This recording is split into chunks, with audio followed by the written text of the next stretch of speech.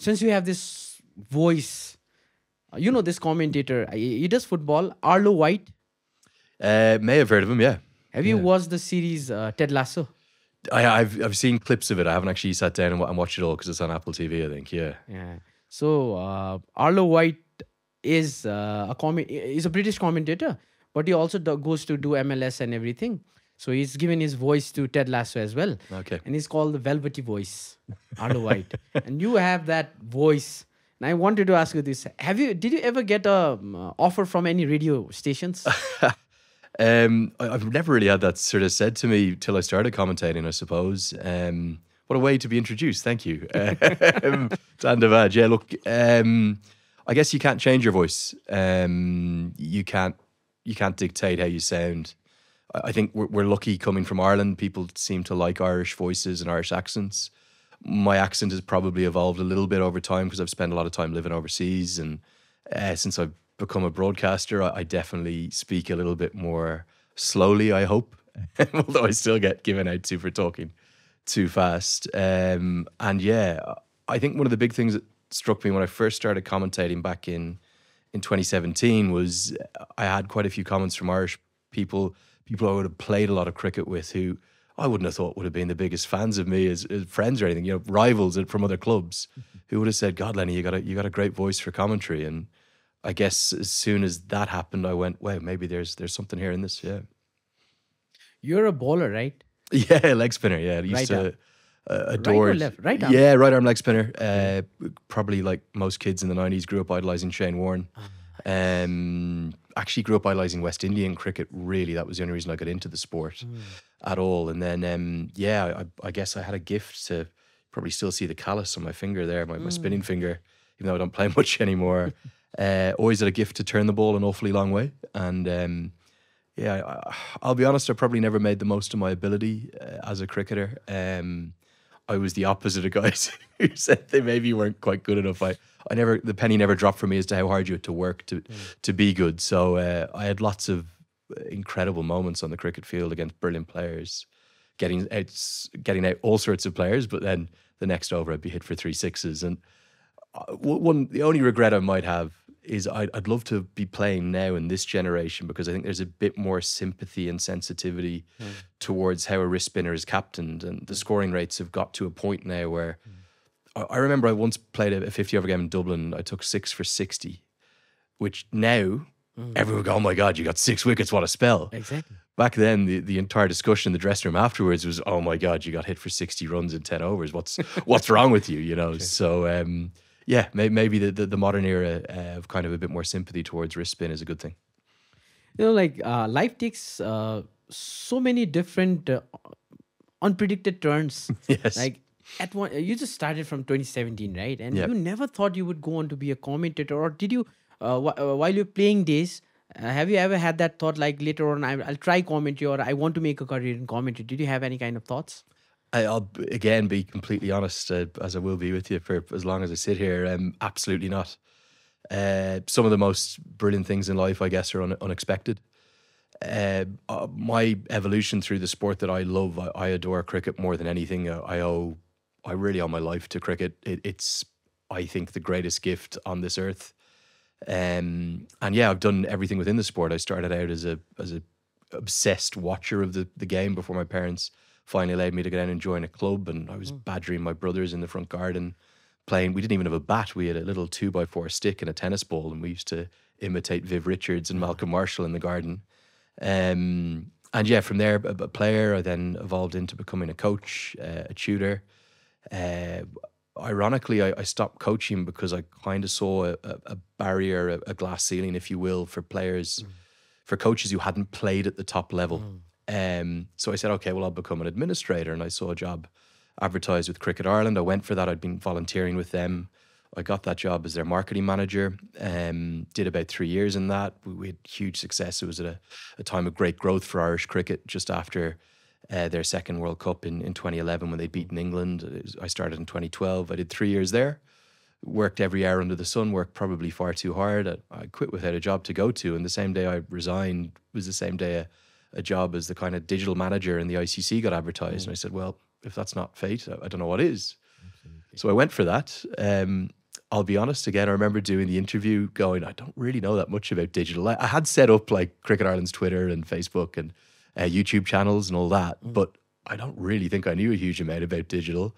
But I seemed to have the gift of the gab to be able to get through the interview, and I got hired by the ICC, had an amazing 3 or 4 years there. And again, I probably overworked a little bit there, gave my everything to it. And I just really resigned to come back to Dublin to play a summer of cricket. And that was somewhat serendipitously the first summer that there was a lot of live streams coming up.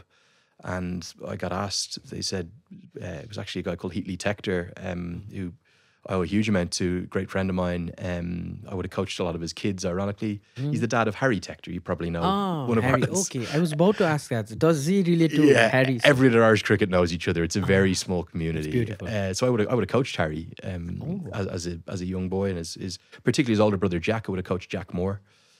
Jack I would have brought to Taunton as an under-13. Leinster used to bring their youth sides over to England. I digress, as I will throughout this. Apologies. But once I came back from Dubai, did that little bit of commentary that first summer, and yeah, like I said, some of that, the feedback from people I wasn't expecting was that it was quite good. Although I think I will listen back to some of that now and be quite cringy as to how much I've evolved, and I would hope that that's the case. And yeah, by the end of that first summer, I'd done my first international, which was a real whirlwind, and that was Ireland-Afghanistan up in Belfast. I think your debut was Pakistan-Afghanistan? No, my very first international game was Ireland-Afghanistan. Ireland-Afghanistan up in Belfast. And that, again, I think that came about because somebody had pulled out last minute. I got a call, I think it was on a Sunday, and the first game was on a Wednesday. If you want a ridiculous story... Please go on. I haven't told this one before. Yeah, and if you look at my Twitter bio, this will then back this up. The profile pictures. So I was still playing quite a good level of cricket at that point. We had a big Tuesday night game, which is the 2020. I think it was the Alan Murray Cup, which is a popular T20 competition in Ireland. And the first game was the next day, Ireland-Afghanistan in Belfast. So it was a big moment for me. Going to do television commentary for the first time. Really excited. It was an incredibly hot, very dry summer down at my club in Pembroke in Dublin. And it was a really, really hot one, and usually the ground is soft and nice. And I was trying to work my way back towards sort of something like fitness and still thinking I could throw myself around in the field. A very high scoring game. I think we scored 280 in a T20, which is very rare. And I was bowling, and they had kind of one decent batter left, but we were always going to win the game. Catch was dropped down at Long On. I'm going to give him a shout out, Jack Balbirnie, Andrew Balbirnie's brother. Brilliant fielder, never drops catches. Next over, we switch places. He's bowling. I'm fielding down at Long On. Ball gets hit up above my head. I still felt like I could feel like the 21-year-old that wasn't in the 32-year-old's body or whatever I was. I've left up to try and take the catch. I've never been injured badly in my whole career. Let me get this right. I left it with my right hand. It was always going to be six, but I was trying to flick it back in like the modern IPL style. And it's burst through my hands. I haven't got to it. And then I'm halfway into the sky and I'm going, oh my God, where am I going to land here? Very hard ground. Okay. I extend out my left arm to break my fall, and I heard a massive crack. It's a much longer story, but anyway, I dislocated my elbow, which, if you Google it, is one of the most painful things you can ever do. Yeah. And I've never had an injury, and I didn't know how to react. I was kind of running around. My club's very close to St. Vincent's Hospital in Dublin. We got up there. I was screaming at the guy who was bringing me there, please go, go, go.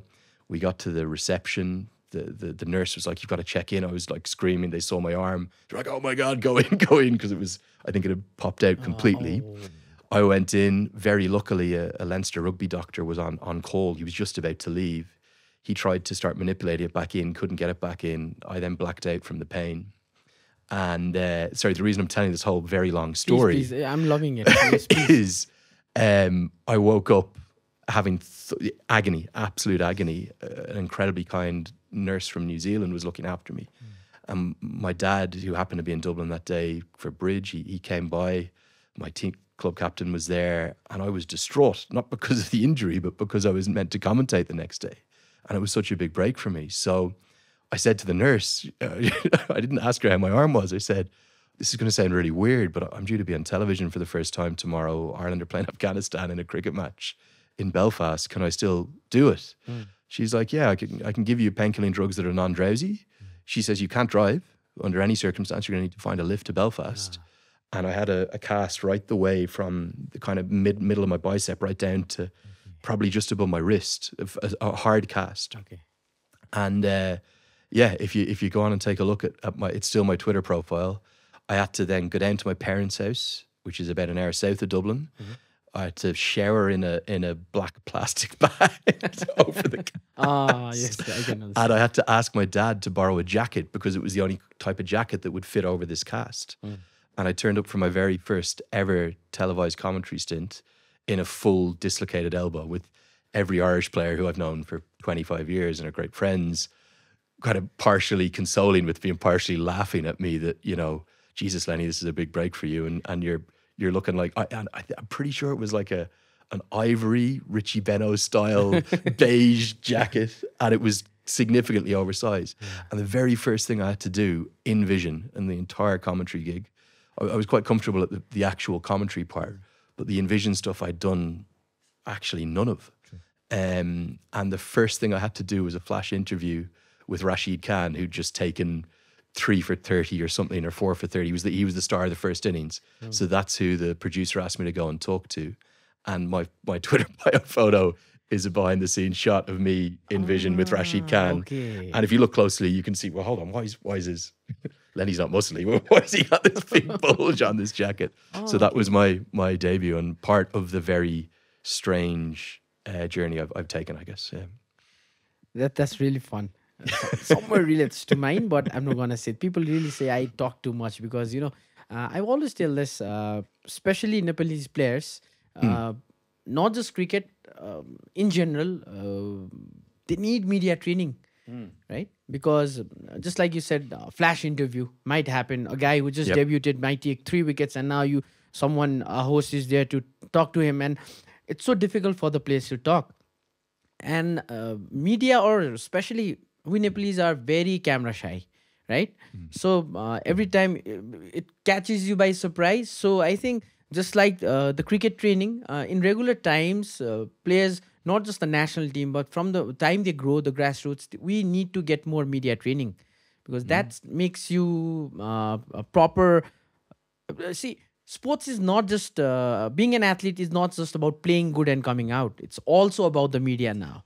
Look, particularly in the modern day, I think one of the things that strikes me, I can really only talk about the cricketing athletes here that I know so well in Nepal. And the biggest thing that strikes me is that many of these guys, it is actually, for me, I think it's a lack of confidence, a shyness almost.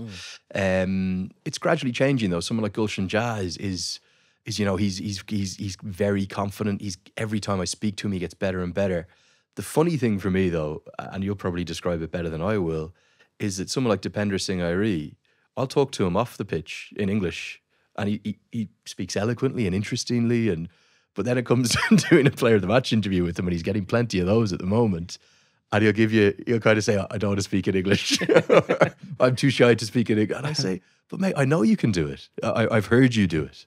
I know that you're good enough to speak in English, and you speak eloquently and engagingly. He's such a charismatic guy, you know. Sure. And he's, sorry to call him out, that's across the board, you know. I think hopefully that will come with the year that Nepal have had with their cricket team. Quite remarkable. I'm still trying to piece it all together as to how that journey has developed under the start of the journey under Monty Desai. That's the most exciting part about it. And yeah, I think they will all get a bit more used to that.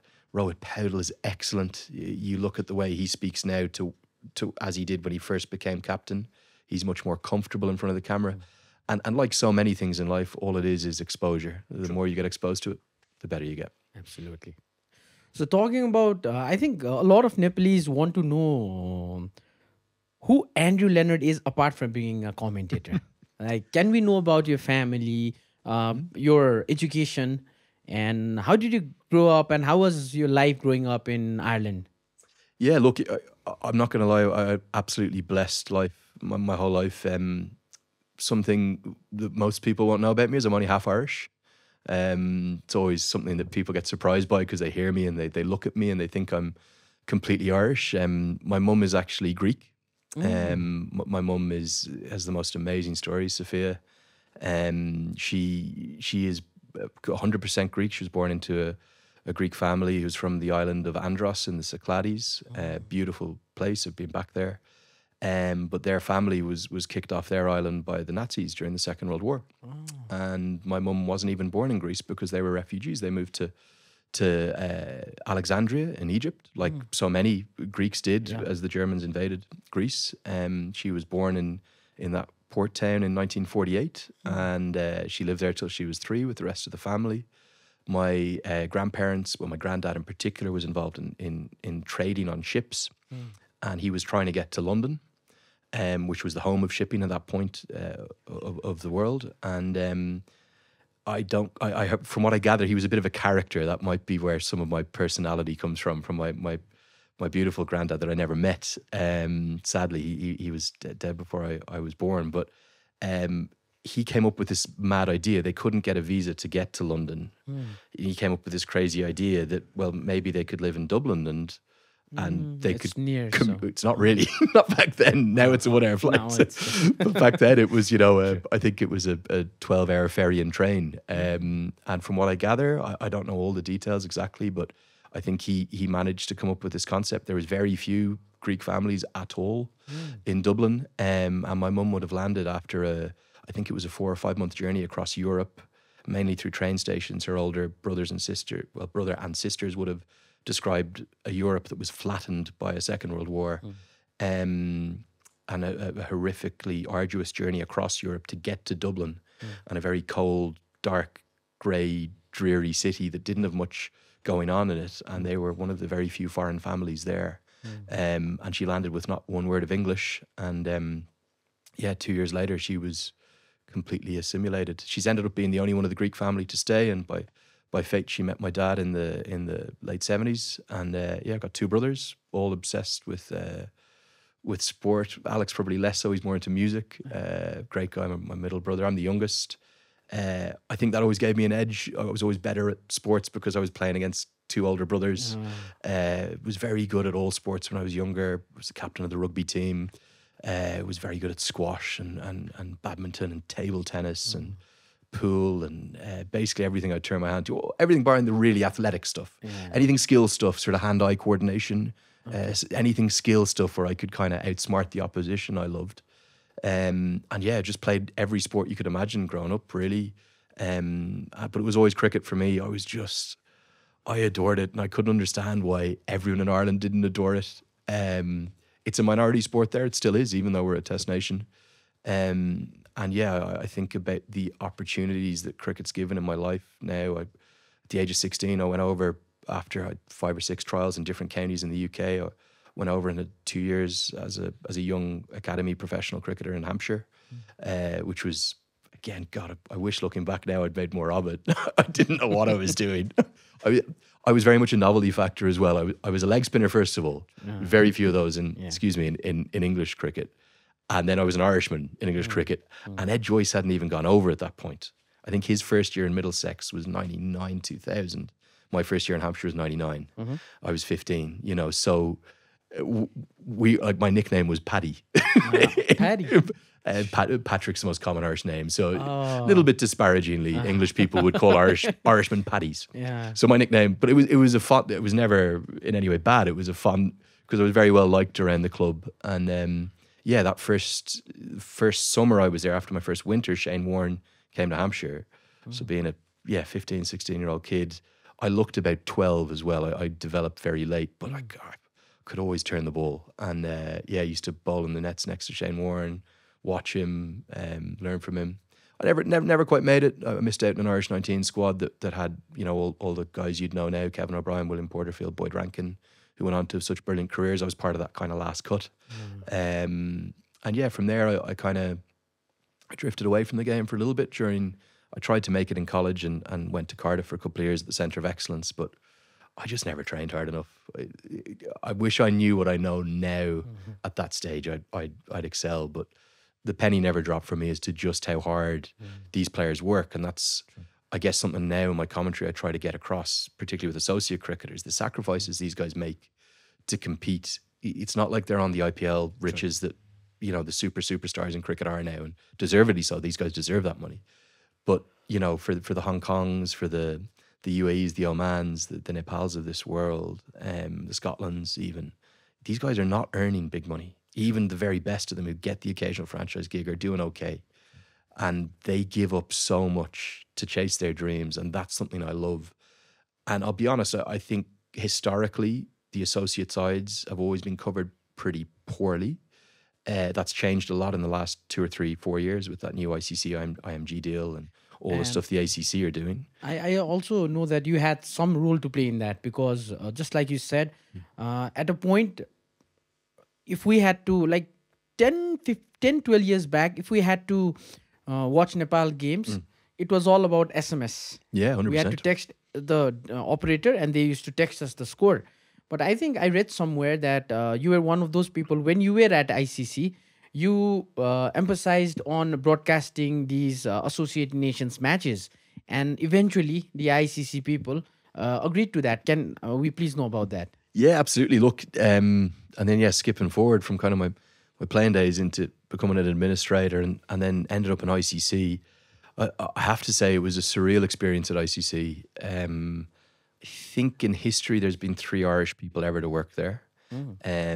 Ironically, one of the previous guys, James Fitzgerald, was in my brother's year in school. So 2 of them came from the same school. And then at the time I started, a guy called Peter Breen also started with me, a media guy who's actually now with the Irish rugby team. We became very good friends. We lived together. It was a nice way to assimilate into Dubai and find the Irish bars in Dubai on the weekend. But my biggest thing when I went to ICC, and I say this unashamedly now, and I said it unashamedly at the time there, I landed at the point the big 3 changes were coming in.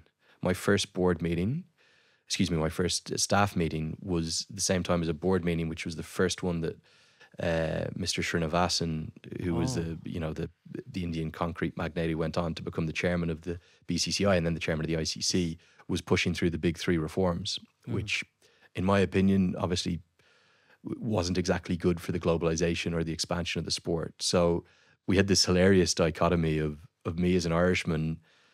I don't want to say solely responsible for the promotion of the sport, but we had a marketing team there as well. But every single piece of digital content you would have seen and consumed through the ICC's social media channels, through their website, through their app that we built for the first time in 2014, every single piece of that would have been under my control. And I had 3 guys working for me. There was nobody else in digital. 3 months into my role, I had a guy who was half digital, half media rights. Awesome guy. He left to go back to the UK with some family stuff. So my boss was the head of media rights, broadcast and digital. And she had very wisely taken digital into the media rights and broadcast space because she saw the 2 of them converging. Because everyone watches, it's second nature now, but 10 years ago that was quite game-changing and trend-setting. Hold on, why is broadcast aligning with digital? They're different things. But now they're completely interlocked. So I pretty unashamedly got an awful lot of promotion and focus on associate cricket that had never been there. When I arrived at the ICC, the absolute modus operandi of the organisation was to do 1 social media post a day. It's crazy to even think of that now. Look, like there's probably 55 reels this morning from the World Cup alone, just on 1 platform. Exactly. But that was, whether it was a happy birthday Sachin Tendulkar, whether it was we've got a media release announcing the World Cup fixtures, it was 1 social media post per day. And I went in, and even though I'm not saying I was a doyen of digital, quite to the contrary, I learnt as I went. And I happened to be there at a time when everything was expanding. So I really couldn't help but have success, in my opinion. The success we had was just a correlation of the smartphone penetration of the subcontinent, where cricket is so popular and people turning more and more to smartphone devices. But yeah, I had 3 guys. I need to give them a shout out. Ollie, Paul and Bradley, 3 incredible guys who they're working full time for me, but they were contracted to us. They're based out of London. And we ended up, we used to go to all the events. So I would always have one of them on call. So if let's say he was working 9 to 5, there was another guy at 5 to midnight, and then we shut down for the night. And they rotated between the 3. And then that was it. Every single thing you saw across over 3. It was insane. I'll be honest, I didn't sleep for much of the 3 years. At the World Cup, for example, in 2015, you know, I was having my boss check in on me saying, Andrew, I haven't heard you haven't slept in 2 days. You know, what's going on? I heard you're looking terrible. And I was just so, I thought that World Cup could help save cricket. It was the last 50 over World Cup with 4 associates at it.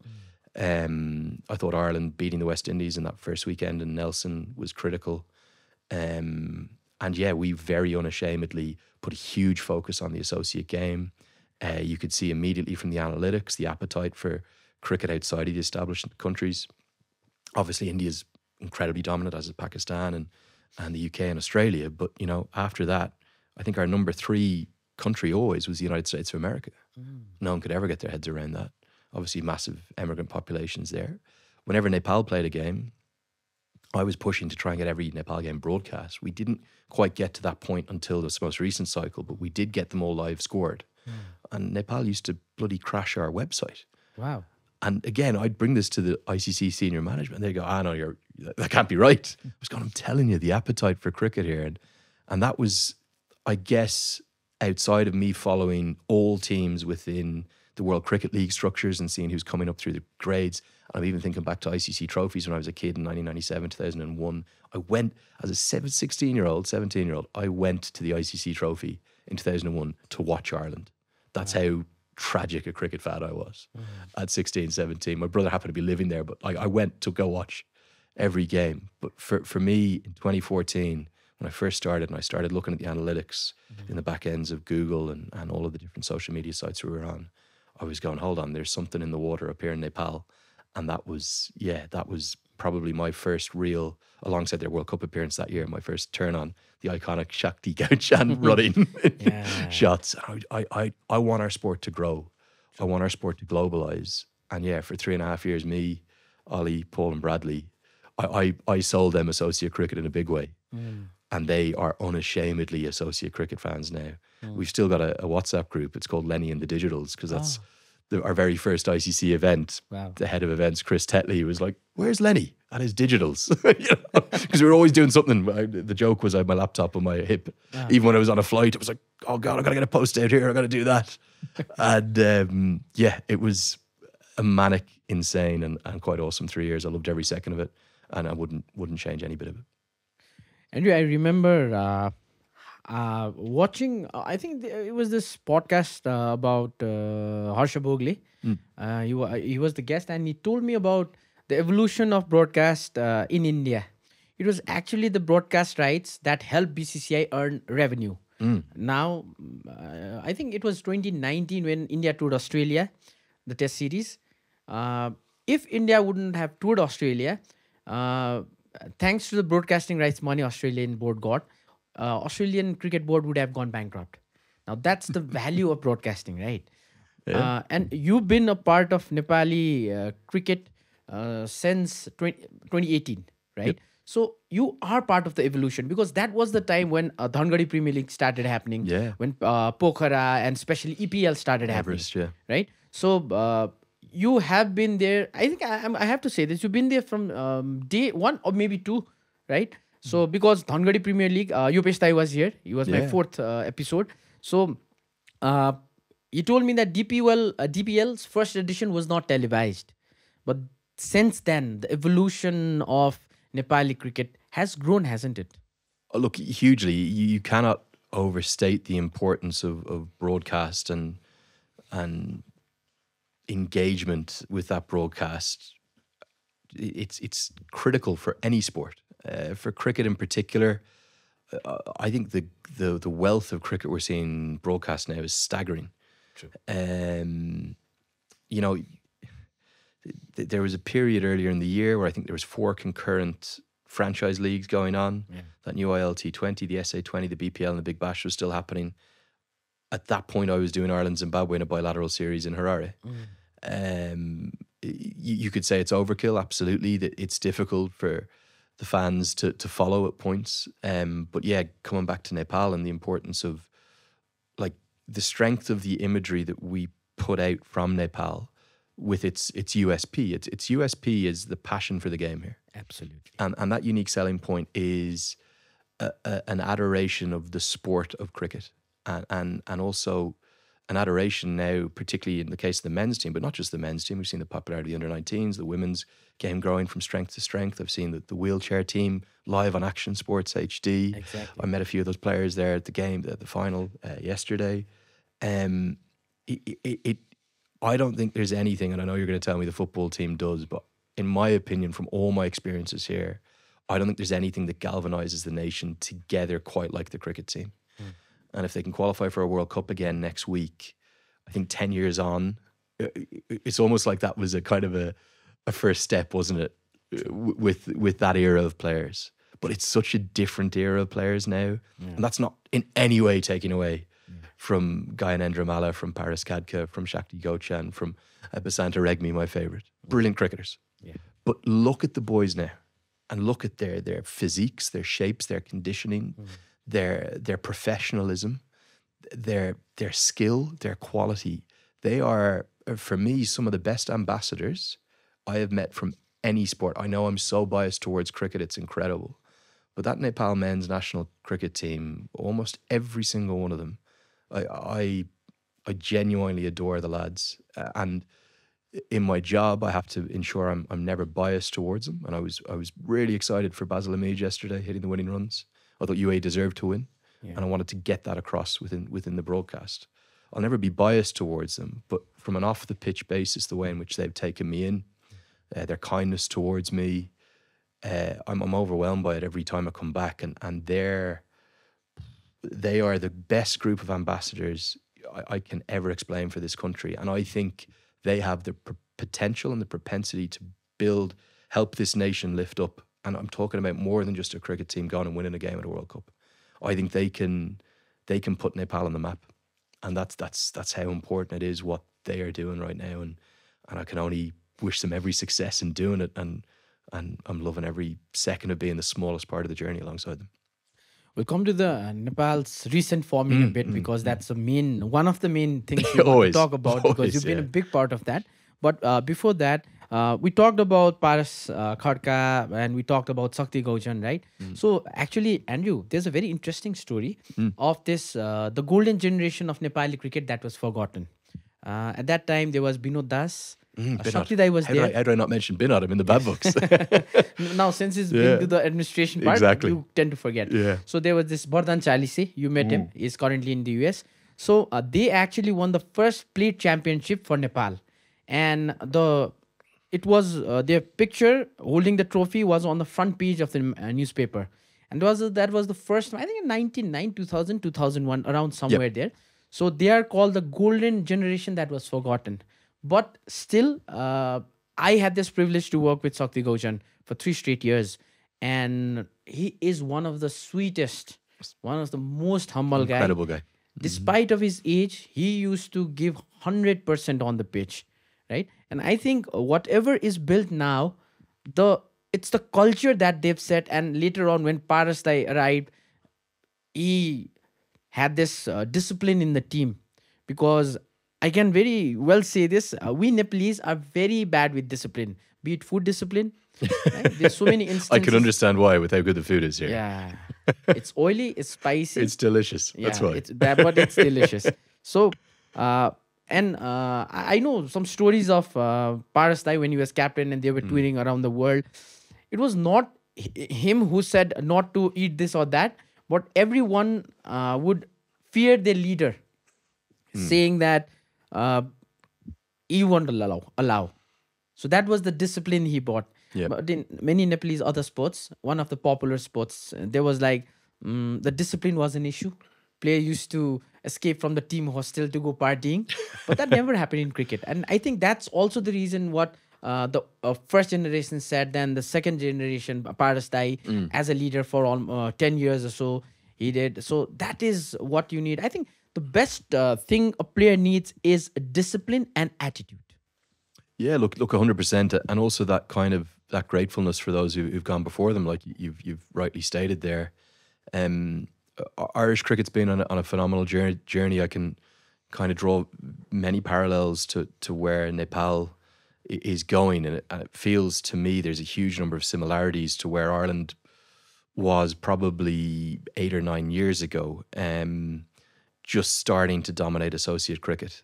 And that's where they made such a compelling case, that golden generation of Irish players, that they dominated associate cricket to a point where they were winning all of the competitions, that they almost bashed that glass ceiling in. They forced it in, and alongside the rise of Afghanistan, and then politically became a winner for the ICC because they got an extra, one from Asia, one from outside of Asia. They brought two more test nations into the fold. And I think if we're honest, that's probably going to be the likely. I think if they go again to expand, there'll probably be 2 more come in as full members. And, UAE and Oman will want to say that they've got a better case with better infrastructures, better setups, better financial situations potentially. But Nepal, if they can get it right on the pitch, and, to get it right on the pitch, you need a healthy board, you need good support staff, you need everything being done professionally and in the best interests of the game. But if they can get all that right, which they seem to be, certainly compared to 7, 8, 9 years ago when they were suspended by ICC, they're being picked a lot now to host ICC events, ACC events, which is a real, that's a vote of confidence from me, from the ICC, and that they're happy with what's going on in Cannes. If they can get all of that right and start to dominate associate cricket, they're really going to make a pretty compelling case. Because one of the big things they look at for full membership is a culture of the sport in the country. And I can't think of any country outside of the Test Nations that has a culture of cricket like Nepal. I wish we had it in Ireland. I wish you would turn up to a game and there'd be 15,000 screaming fans on a Friday morning at 11 a.m. It's not there. We're a sporting country, absolutely. And when people put on an Irish jersey, we'll all cheer for them. But we're not a cricketing nation in Ireland. Sadly, I wish we were more of it. The national team there punch over their weight massively. Great group of guys and girls, men's and women's teams. But, for here, you look at the culture of the sport and what that's been built on from those great players you talk about prior.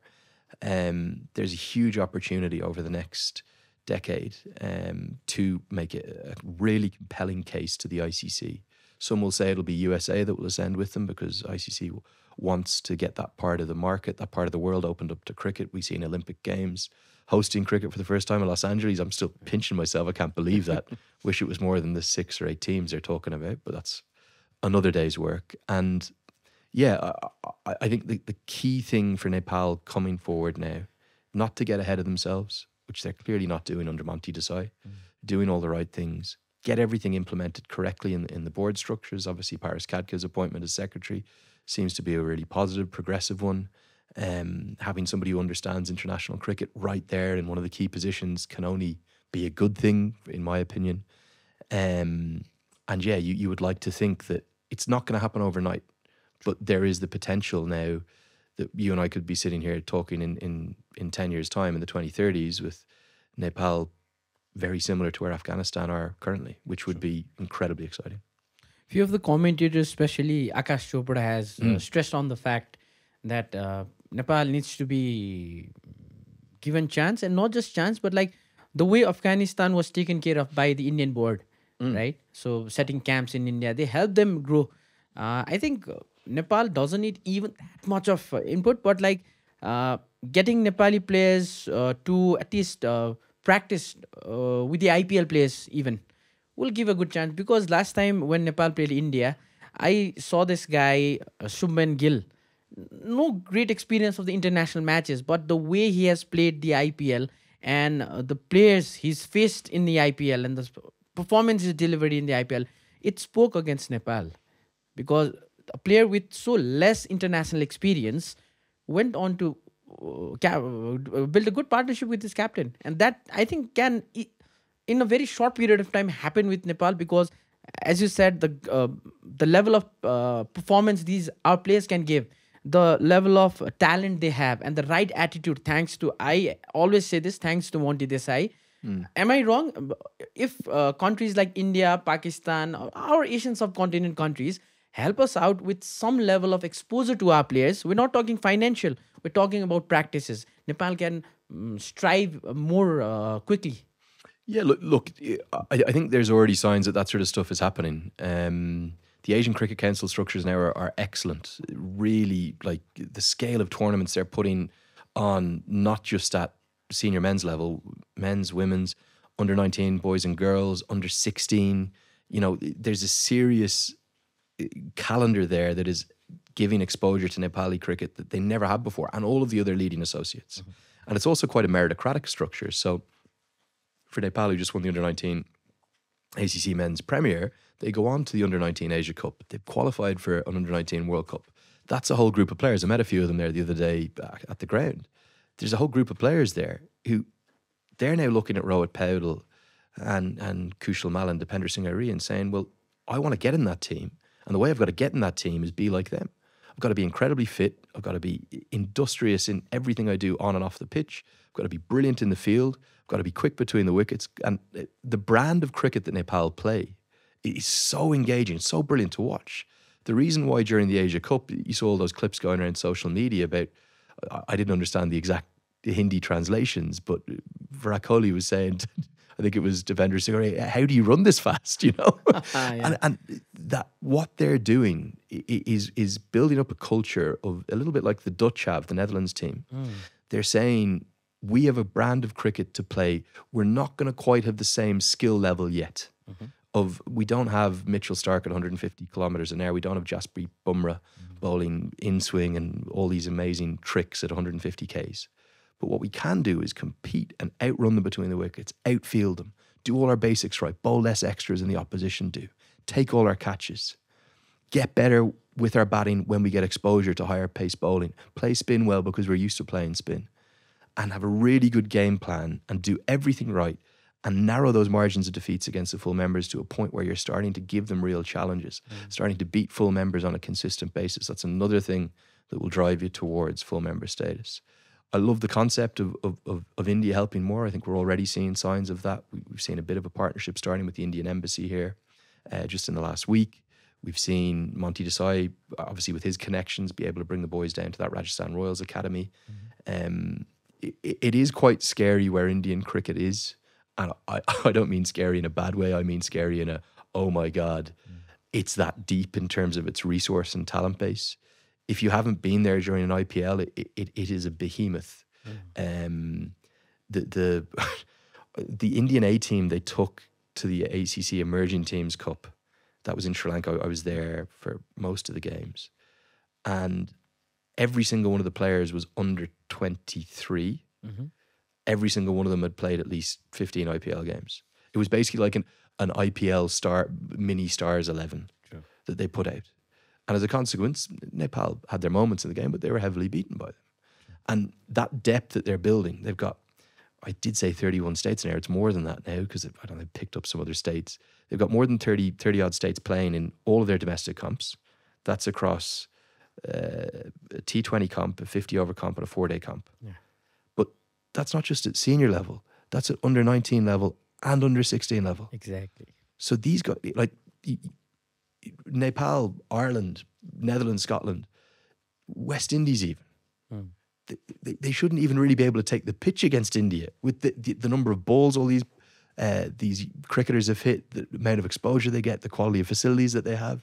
There's 50 international stadia in India, cricket stadia that is. You know, so for Nepal to get out there and compete against these sides is a great testament to them. But I think that template that the Netherlands have shown us, or Ireland showed it 15 years ago, I think they've been honest, I think they've gone away from it a bit. Under Adrian Birrell they had it. And Nepal seem to be doing exactly that under Monty Desai. They're finding a way to compete. And then as they get the additional exposure, which they will get if they can keep winning games, they're going to get better and better. And all of a sudden, they'll do what the Dutch did at a World Cup and they'll beat South Africa. And it'll be the biggest day in the country's history. But looking at those kind of games, it reminds me, cricket used to be such a predictable game, let's say 15 years back. Yep. And since the evolution of the bats, especially, and the pads, so cricket, I say this being a spinner myself, left arm orthodox. So cricket has been a bit biased in technologies because the ball has remained the same. Yep. But the bat's sweet spot used to be around this area. Now it's this big. Yeah. So in the late 90s and early 2000s, if you saw a long six being hit in, the batter would have come down the pitch. Right? Now they just stand and deliver. And it's so easy. It's like playing a cover drive, but they just lift the bats. So, and even the pads started getting lighter Yep. and easier to wear. You don't get tired much, even though pads and everything. It's getting easier to play, and I think that has enhanced the batting style. Yep. Also, the batters now play some unorthodox shots, the scoops and everything. Just like now, Surya Kumar Yadav is very famous for. I think there was this Zimbabwean player who actually started. He was touring India. I forgot his name, but I think it was early 2000s. Douglas Murillia. Yes, and he used to play all the scoops. Ryan Campbell will say he did it before him, but in Australian domestic cricket. But yeah, certainly it was the late 90s, early 2000s it started happening, yeah. So as a spinner, don't you feel that there's some injustice being done with the spinners, because we only get proper spin when the ball is a bit rough, Yep. right? But now the challenge with the bowlers is like you have to spin it when the ball is shiny. Well, look, I think all the things you're saying are correct, and I think the game is ever better because of it. Cricket, for a sport that in essence evolved out of the British Empire, even though some people trace its roots to Belgium in the I think the 14th century. Anyway, that's again another day's work. It's an incredibly innovative, continually evolving sport. True. And that's one of the things I love about it. There's this stupid image of our game that is a stuffy, slow, boring sport. And, you know, you get the vox pops of the American fan who's asked, will they like cricket? And they, no, that's going to go on for 5 days and you might have a draw, you know? And it's like, that's just not our game, you know? And okay, it makes a good TikTok video for, 2 seconds, but the reality is our game has evolved brilliantly. And it's done that because it's actually embraced technology. You know, Hawkeye was the very first sport it was used in was cricket. Obviously, you get some curmudgeonly 50 and 60-year-old middle-aged former players who give out about how big the bats are now.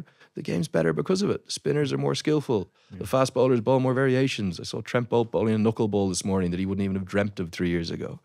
You know, the game has evolved and it's better because of it. And, you know, so many of the structures that are in place have enhanced the game and helped to expand the game. And the ICC, who get all sorts of criticism at points for things like the 10-team World Cup, and I understand that very much, and I'm very glad, being honest, that this is the last 10-team World Cup. You know, the next one will have 14 teams in 4 years' time in South Africa. But what they have done, and this was primarily Jeff Allardyce, who was head of cricket, and he's now the CEO.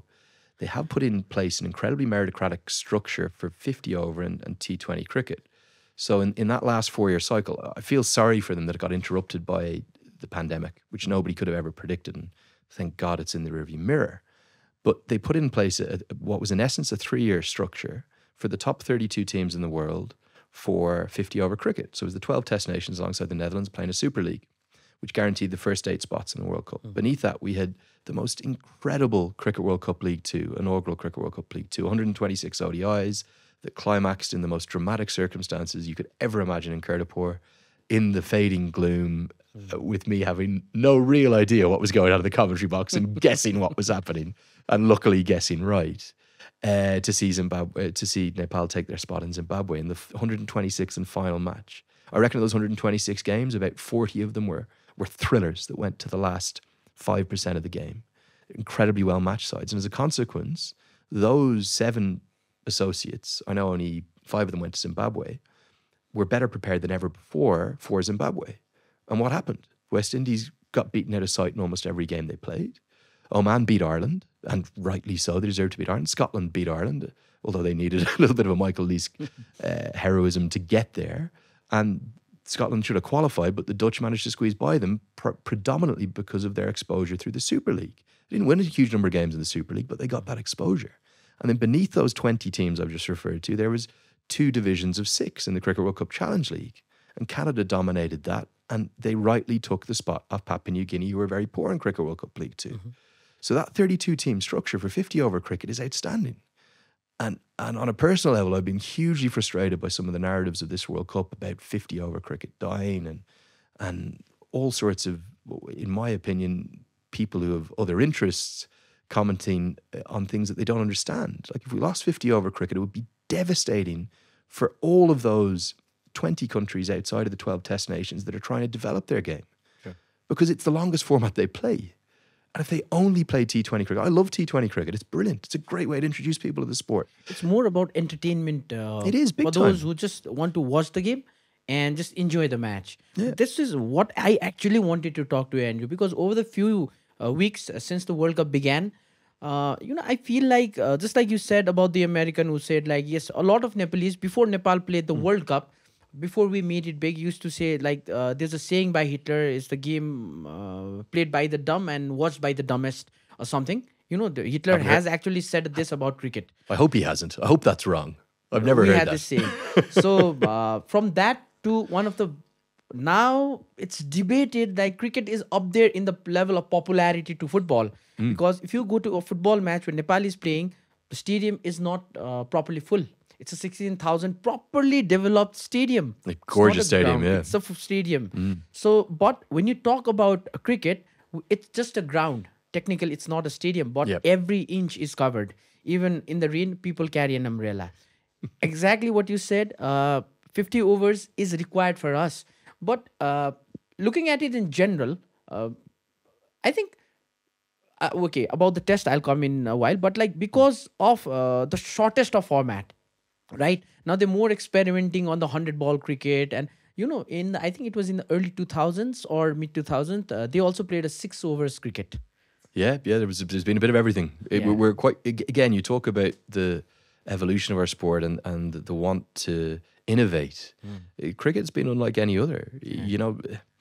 Tennis is still a 5-set major. It's a 3-set normal competition. Golf has tried some things. It never really worked. Rugby has 7-a-side stuff, but it's not really seen as the top level. Yeah. Their 15-a-side World Cup is the same as it was 10 years ago, 20 years ago. Soccer is still 11-a-side. You occasionally get these upstart leagues like what they're doing in Saudi Arabia, pull players away. But cricket its resilience is actually remarkable. And there was a brilliant article on Wisden Cricket yesterday. I retweeted it, talking about why do we feel a need as a sport to almost self-harm and self-criticize so much? This should be the showpiece of our sport that's happening down south of the border in India right now. I wish there was more teams in it. I wish there was better stories and narratives about the likes of a Nepal qualifying for the first time. But we'll get that next year. And in the next right cycle, look, we can't control what's been and done. From 2015 to 2023, because of those big 3 changes that were made and all sorts of political interests and financial people getting involved at different levels, they decided to restrict a lot of the world events. ICC have changed that. In the next cycle, the next 8 years, we've got a 20-team T20 World Cup for the first time in history. Wow. Every single one of the men's, women's events are expanding across the course of that 8-year cycle. That 20-team World Cup next year also doesn't have that preliminary or that group stage that the associates used to have to go through that Nepal would have played in 2014. So if Nepal can qualify next week, we're going to have Nepal go straight into a group. I know they got to play India and Pakistan at the Asia Cup for the first time. I've never dreamt of playing Australia before. I'd like to play Australia and South Africa. There you go. Enough of India and Pakistan. What about England? I think Nepal could beat England. I'm not even joking. You can clip that up and quote it. Nepal, if they play to their best, they get a turning wicket in the Caribbean. England, God knows what state they'll be in 8 months' time. Who knows? Nepal could beat England. And that's the stories and narratives that we can get from that new format, that new structure. It's a proper World Cup. It's 20 teams. People forget that World Cups aren't just about finding the best team in the world and getting a winner. True. And you know this from football. You're a big football man. Absolutely. I'm not as big. I'm not a soccer man really at all. But when a World Cup comes around, I'll watch it. And the things I'll probably be most interested in are the stories of the African team that's qualified for the first time in 30 years. And every single person in that country comes together. And the reason I know that so well is Ireland had never played at a Football World Cup until 1990. We were an impoverished third world nation in the 1980s where nobody in the country could get a job. We went up to Italia 90 and all of a sudden we went, hold on, we're a great bit of stuff, aren't we?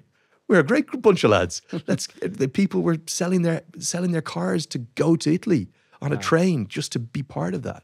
True. And all of a sudden they waved the beautiful Irish tricolour flag and said, hold on, it was a sense of awakening for the nation.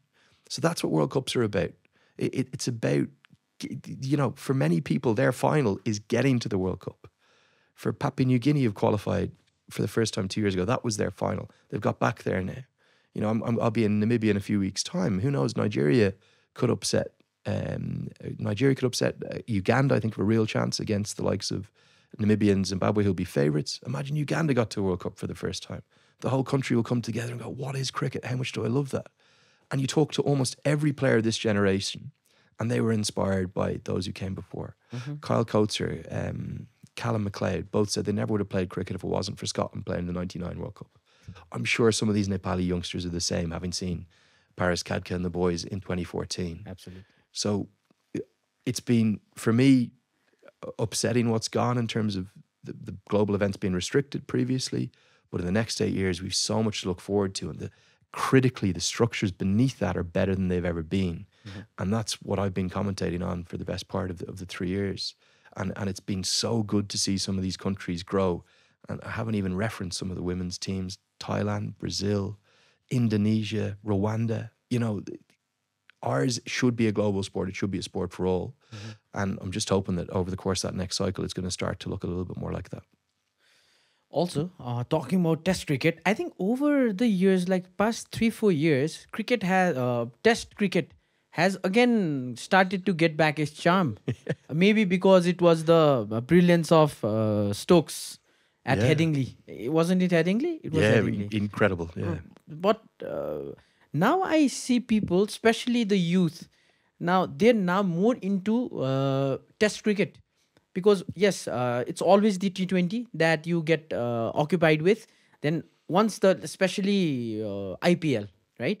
Once it's done, you need cricket. And once you start seeing the Test match, when you get associated to watch Test match, then you now find out there's a different dimension of how this game is differently played. And that is the charm, because I am someone who comes from, I started watching cricket from the 1996 World Cup, right? I have blurry memories of, but I remember Sri Lanka lifting the trophy. So there was times in the mid 2000s I used to tell my mom I have a stomach ache, and I used to watch even Bangladesh versus Zimbabwe Test match. So those were the times, and my age friends, we always talk about this, and especially when there's Ashes, especially when it's happening in England, we sit in a cafe and we try to watch the game. Yeah, too right. Yeah. So, you know this guy called Neeraj. He was the team manager of Lumini All Stars. Yep. Neeraj. So, him and me, we've worked for Pokhara Rhinos. We've worked for Lumini All Stars. So, he is one of the most avid cricket followers and a big Barmy army. So, we have a lot of culture here as well. And so my thing was, I wanted to ask you. So, is Test cricket coming back? Is the charm of Test cricket coming back again? Look, people have been writing Test cricket's obituary for 100 years. We're a very different world now. It's a different society in terms of how people are significantly, or they certainly seem to be, or they think that they are more time poor. So they have less time for things. And obviously in the 1950s and 1960s, you saw these incredible images at the Oval or the MCG of everyone coming in their top hats to watch a full day of cricket, because there was really nothing else to do. And, you know, there was only 5 Test matches in the summer, so of course they were all packed out. There was no other cricket. There might have been some Kenny Championship and stuff, and they had great crowds. But look, the sport's evolved, and people often get upset, oh, there's too much T20 cricket, and, oh, well, there should be more Test cricket. Look, administrators have to sadly make decisions based upon financial reasons. I think sometimes they could be a little bit smarter in terms of how they plan their series so that it's not as financial a decision. You can make Test cricket more equitable by making it more attractive. And really, in the modern world, from a bums on seats perspective, from an attendance in crowd perspective, there's probably only a handful of countries that are still getting significant attendances on a regular basis. England obviously seems to sell out for all of their cricket. Particularly their Test matches. It's an institution. There's a cultural day out. You go and you have a day at Lords, or a day at the Oval, or a day at Headingley. But look, the best way to break it down is that, like, T20 cricket's great. I love it, and it's like having a beautiful burger. You know, going to have a burger. God, that was delicious. But then, you know, sometimes you want to go out and have a really nice 3-course meal.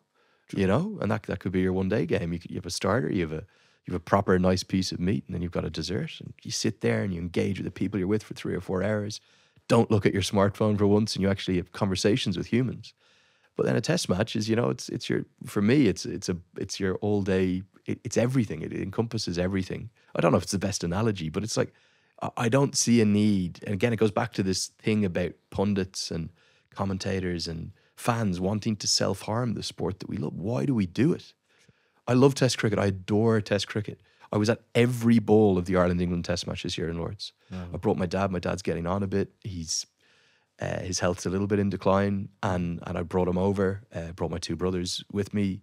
It was probably the first time since I was in my teens that all four of us were together doing something. Wonderful. And it was so special.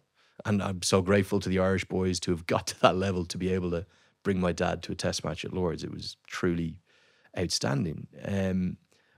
I think Ben Stokes and Brendan McCullum deserve a huge amount of credit. Virat Kohli deserves huge credit for what he's done for the test game. And I think the players, our stars, our heroes that we try to build up with our jobs, they're so important in terms of their views on the game.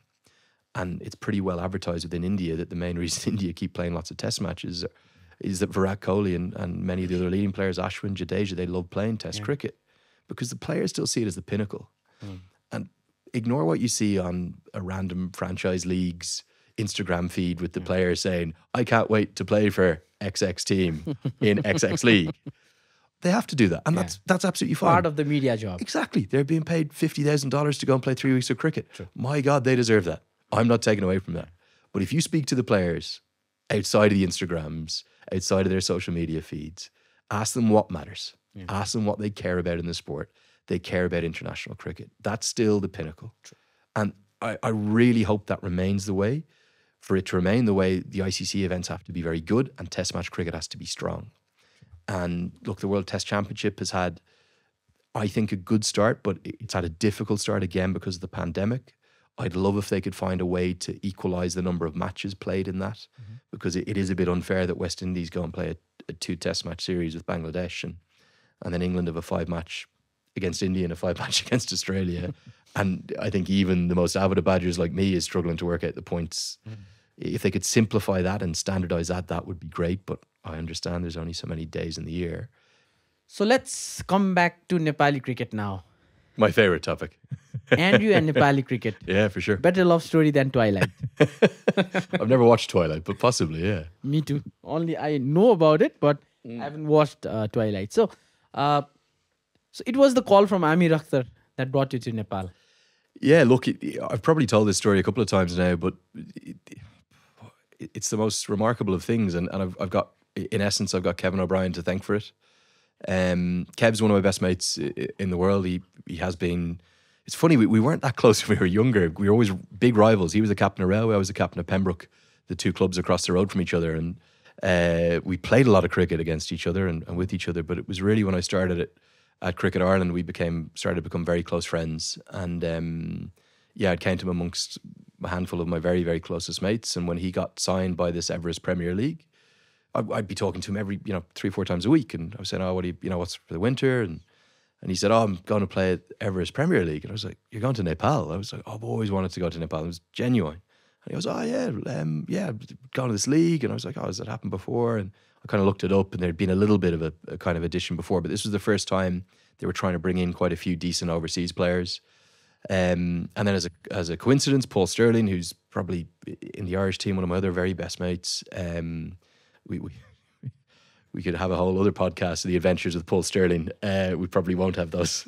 Maybe not. We need to sit again. Yeah, that's sure. Another one. And his love for Kathmandu. He adores Kathmandu, his trip here. So Sterlo was in the league and Kev just spoke. He said, let me chat to the owner. Let me see what they're doing for the broadcast. And that's very much the spirit of Kev. He's a very generous, giving guy. And he spoke to Amir and said, Amir, what are you doing for the broadcast? And like everything in Nepal, I've only got to learn this now. It was coming together very last minute. Mm-hmm. This was probably November at this point. The league was starting at the start of December. I said, God, it'd be great. And Kev spoke to Amir. Amir said, we're looking for Western broadcasters speaking English. If I remember correctly, I think that first year we did the EPL, I think 15 overs were in English. I think 5 overs each innings were in Nepali. Yeah, true. I seem to remember that. So it wasn't even a completely exclusively English broadcast. They probably hadn't weren't really selling the rights out around the world that much, etc. And yeah, Amir called me. I was doing 2 or 3 other pieces of consultancy, but all of it was remote. It was all digital, so I could travel. In fact, that winter I had been planning to go spend just a couple of months on a beach in Bali and work from there anyway. And it all came together perfectly. And yeah, I think maybe nothing will ever match that first Everest Premier League in terms of the whirlwind, from my experiences here in Nepal, in terms of the whirlwind nature of it, the overwhelming madness of it at points. The chaos of Kathmandu. The chaos of Kathmandu, being exposed to this beautiful new city for the first time that I've, fallen head over heels in love with and very much consider my second home now. And yeah, I have nothing but incredible memories from that 3 weeks. It was chaotic. Some of it was insane. But there were so many good things that league did that I don't think had been done before. In terms of the crowd engagement, there was a DJ booth up in the stand. Yeah. She was brilliant. I can't remember her name now, but she was amazing. There was Kushbu. She was, I love Kushbu. She was so brilliant. Yeah. One of the most famous hosts. Her energy. Yes, exactly. She's very well known for her energy. Double headers every day. We were coming in at 9 a.m. usually after, I'll be honest, 10 or 12 Gorka the night before, hungover, and she would just get us going. And it had music. It had a theme tune. There was this brilliant ad of all the players walking through the streets. They had branding all over the city. Yeah. The Kingfisher cheerleaders were there. We became great friends with them. There was, I think, Ukrainians, Russians, English, Australian girl in. The team owners were great. Kev, Sterlo and I used to, whenever anyone asked us how it went, we were like, guys, it's literally like a mini IPL. There's obviously loads to go. And the thing that really struck me was that first year was the quality of cricket. It wasn't like Kev and Sterlo, who are 2 proper big-time international players. Ryan Tendashade was there as well. Richard Levy was also there. Richard Levy, he had a very good tournament. Yeah. Another great friend of mine. But it's not like they came in and dominated. Sterlo got some scores. I think Kev was in the mix for the player of the tournament towards the end. But, it wasn't easy. And that was kind of my first, outside of watching the national team, it was my first exposure to Nepali domestic cricket. I was really struck by the quality of the local spinners. It felt like every other bowler was a left-arm spinner. And yeah, then it all crowned with that final where we had, it felt like 25,000 in and around the TU. It might have been, it wasn't quite Christmas Eve, but it was like the 21st, 22nd of December. Yeah. It was incredibly special. I might be wrong, you'll correct me. I think the game was a really good one. Lalitpur won the Patriots, but I think it was a good game. I remember there was a sign in the crowd, and I clipped this up, and I think Amir and the EPL have used it since. I can't remember exactly what it says, but it was something, the bottom of the sign was EPL is love, or cricket is love. Wow. And I really, one of the things in commentary you should always try to do is just speak to the pictures, because you've got to remember what people are seeing at home. And I really just like you do with all commentary, freestyle over the top of it, saying that's what cricket is here. Cricket is love. And somebody clipped it up and it went a bit viral. And yeah, I've even got a few goosebumps here just thinking about that first experience of Nepali cricket. And I could not have predicted the way it's gone since, in terms of how much I've been back. I think this is my 22nd, 23rd time here. Wow. That's how often I've come back now. But yeah, it all comes back to that, to that first Everest Premier. It was so much fun. I can't explain how much fun it was. It really was. And Lenny, we have this, when we're born, we make this thing called Chino. So it's all about the alignment of stars when we're born, and they put it down on a paper. So I have this thing, like, if I succeed in life, that's when I work over the river or something like that. Mm-hmm. So that means going abroad, or not in my city, right? Or not in my hometown. I have to go across the river. So it's written. Yeah. So actually this studio and my other Paradigm studio, it's exactly opposite to other side of the river. Yeah. Even my school, it was in Lalitpur, right? So I think if you ever make a chino of yours, your star signs, your planet alignments will say there will be some connection, definitely a connection with Nepal. It really, I couldn't agree more. It feels, I've never felt at home in any other part of the world as here in Nepal. I lived in Dubai for 3.5 years. I never once felt like that was home. It had no soul. It had no culture for me. It's a great place to visit, great place to go for a couple of weeks, but I never felt at home there. And every time I land here, I guess part of it is how incredibly kind the people are and how well received I am. But I think even without that, even if, there's just something about the character, the soul of the city, that the country that feels so special to me. I adore it here. And yeah, look, there's just funny you said that thing about over the river, because I was with the Australian cricket team in 2010, a big long story. I was just their liaison officers, but while I was kind of in essence, I was really just coaching a bit and trying to find work, and I was playing cricket. I think I was in the Ireland A team that summer, desperately trying to make it again, but I'm getting too old. Anyway. For the next podcast, for the next one. For the next episode. And one of the guys in the team said to me, I was asking him, I didn't really know what I was doing next, and a job had come up with the Australian team in terms of becoming the team analyst. And they'd seen that I was very sharp, and they encouraged me to apply for it.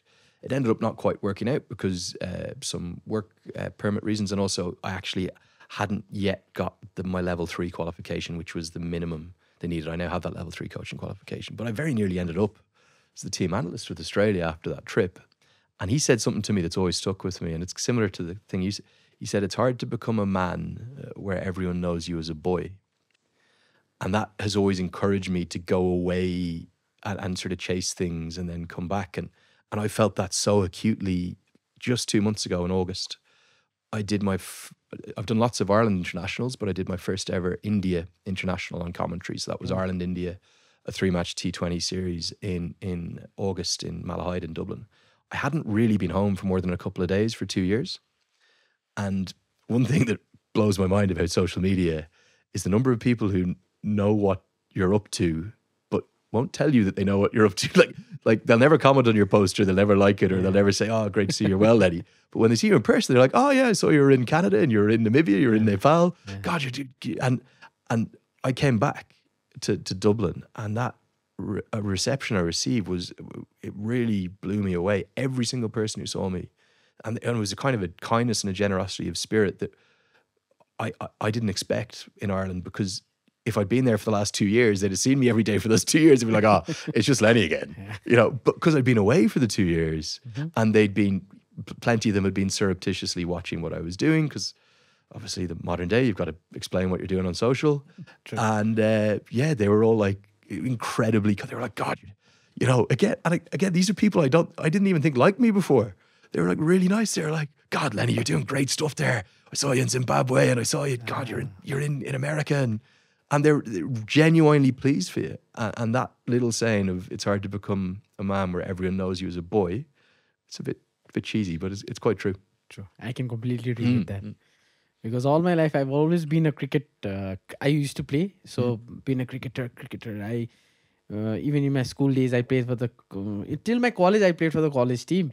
But suddenly my college mates, after a few years, they see me as doing football commentary, and they're like, "How are you going into football commentary?" So yeah, that can be related, because I was better known by a YouTuber, a content creator more, but I always had this thing inside me that I wanted to play cricket and later on do commentaries, but I never told anyone. But when people started seeing it, there were questions raised like, "Why are you going into everything? Like, especially football is not a thing." Come on, man. I've been grown. I said like cricket and football are my twins. You remember that time we were doing commentary together? So I had this privilege of doing commentary with you. And I think it was that tournament. And the whole day I did cricket, Nepal UAE. And in the evening, I went to Rangashala and did Nepal, Pakistan. I remember you telling me international games in the football, yeah. So that was really interesting. I'd say there's not many people in the world who've ever done that. Exactly. I think that was some buzz was created on Twitter. Yeah. I'm not so much active on Twitter, though I have a Twitter account. But I just felt like not leaving both the matches. So Pakistan was playing after 8 years of suspension. So I wanted to do both. So why not? Why not? Too right, yeah. Set a little Guinness World Record there, maybe. So I remember you coming to Nepal T20. You got your luggage stolen. Yeah, that was without getting into all of that tournament. That was probably maybe one of my only trips here. I haven't overly enjoyed. My luggage went missing. The one and only time I haven't flown with my regular airline. I flew with another one because it was right around Christmas. I think the first game was Christmas Eve or Christmas Day. You were doing commentary for some other tournament, and straightly the next thing I know that Andrew's already here. He's just working there, holding a new bag of shoes, and it's amazing what you can achieve with the Skyscanner and the modern travel ability of the world. Everything is solvable in a heartbeat, even when a flight gets cancelled. Excuse me, or a hotel gets. You can always find a way. So, but yeah, I had I had the entire time here without any luggage. So I had to go and buy lots of clothes here to be able to be somewhat presentable on air. I had to buy a suitcase as well. And then I was already appointed to Ireland Zimbabwe in Harare, which was a 6-match series, 3 ODI, 3 T20. So I had to fly from Kathmandu to Harare. And after 3.5 weeks, I finally got the call from the company about my luggage. And they said, oh yeah, the luggage actually never left Dublin Airport. Wow. And they were like, where are you now? We'll send it to you. And I was like, well, I'm in Kathmandu. And I was like, but I'm leaving here in 3 days. They're like, oh, well, might not get there in 3 days. Where are you going next? I was like, oh, I'm going to Harare in Zimbabwe. And they're like, oh, we'll send it there. I was like, no, I said, you won't. I said, leave it where it is, because I had to go home. My parents were having their 50th wedding anniversary at the end of that month. So it was like, I'll collect it in Dublin myself in 2 weeks. But yeah, it was a very cold time of year. I think about 3 days in, we had a very hectic schedule, 2 games every day. 4 or 5 days in, I got a hoarse voice because we always have that, right? Yeah, that very cold, but it was crazy. We had 9 a.m. starts with 8 a.m. tosses when there was literally frost on the ground, and it was that. I think just one of the mornings I didn't wear a jacket, and my voice got hoarse. So yeah, that was maybe of all the trips I've been here, maybe the only one I didn't overly love. Although I did have Christmas Day with who was there? I think it was Farvez Maharouf, Monty Panazar, all sorts of random people. Maybe one of the former Nepal head coach. I've forgotten his name. Lovely Indian gentleman.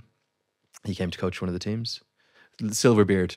I've forgotten his name off the top of my head. But yeah. Jagat, not Jagat. No, not Jagat, no. I'll remember. But yeah, we had a lovely bizarre Christmas Day dinner in the Roadhouse Cafe in Kathmandu.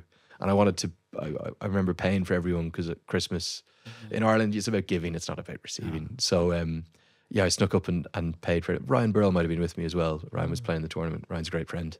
And yeah, we went out we had a drink after, and that was probably the only memorable part of it, really. I now prefer Dashain to Christmas, I reckon. It's good. Yeah, it's that's brilliant. not Christmas. Yeah, So definitely. it's fun this Definitely time. better. Yeah. Also, at this point of time, around 1 million people have left Kathmandu, Crazy. so it's empty.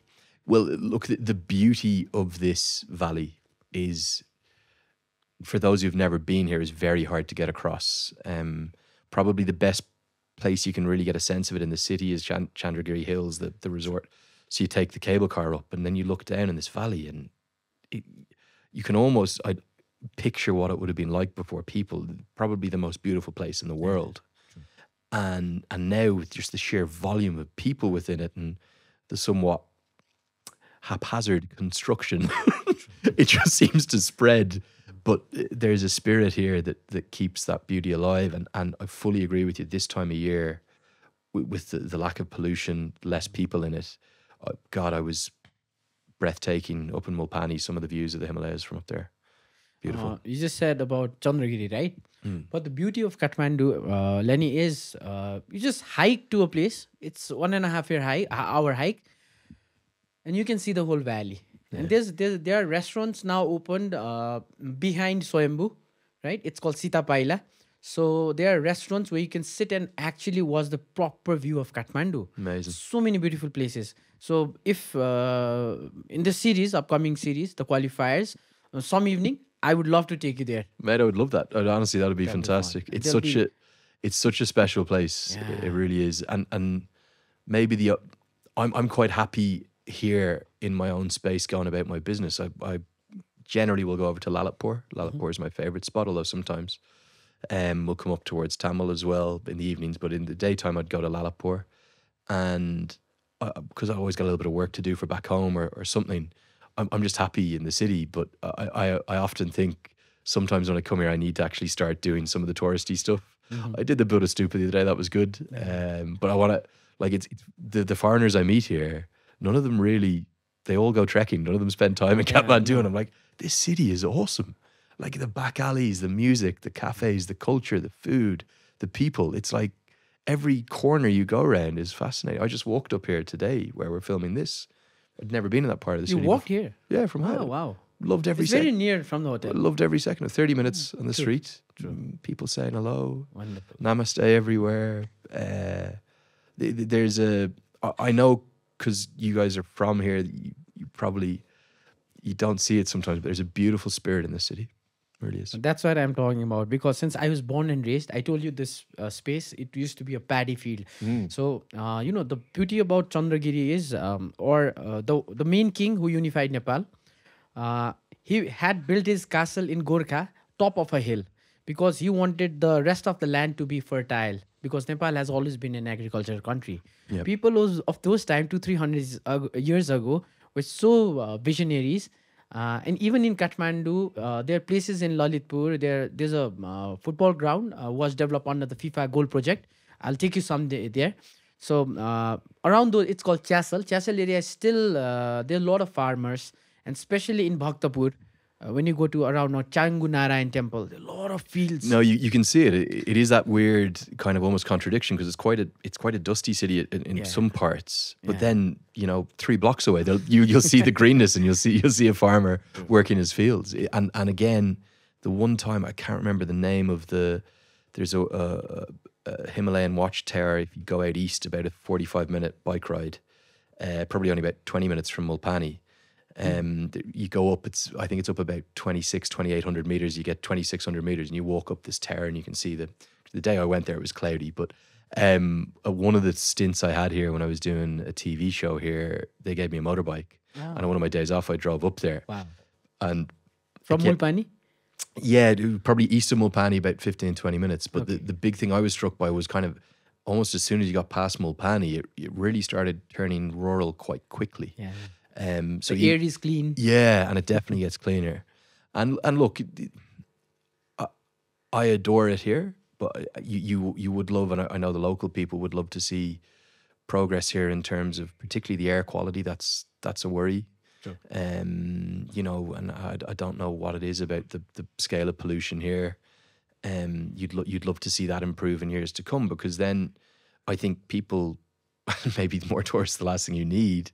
But people would actually start to see the beauty of the city as well as the trekking, because so many come for trekking. Basically, the entire plane I was on was full of Western trekkers landing a couple of weeks ago. But yeah, I think this is a city, is a brilliant, vibrant Asian city, has so much to offer. Sure. So many cultural places. And I remember, Andrew, when I was growing up especially in the late 90s and early 2000s, so we, people of my age, we call ourselves the last gully cricketers. Because there were like fields every corner of your locality, right? You've seen Tunikhel, right? Yeah. So that's the biggest one. And at one point, the whole ground till the army camp was single one, and that was the biggest in Asia.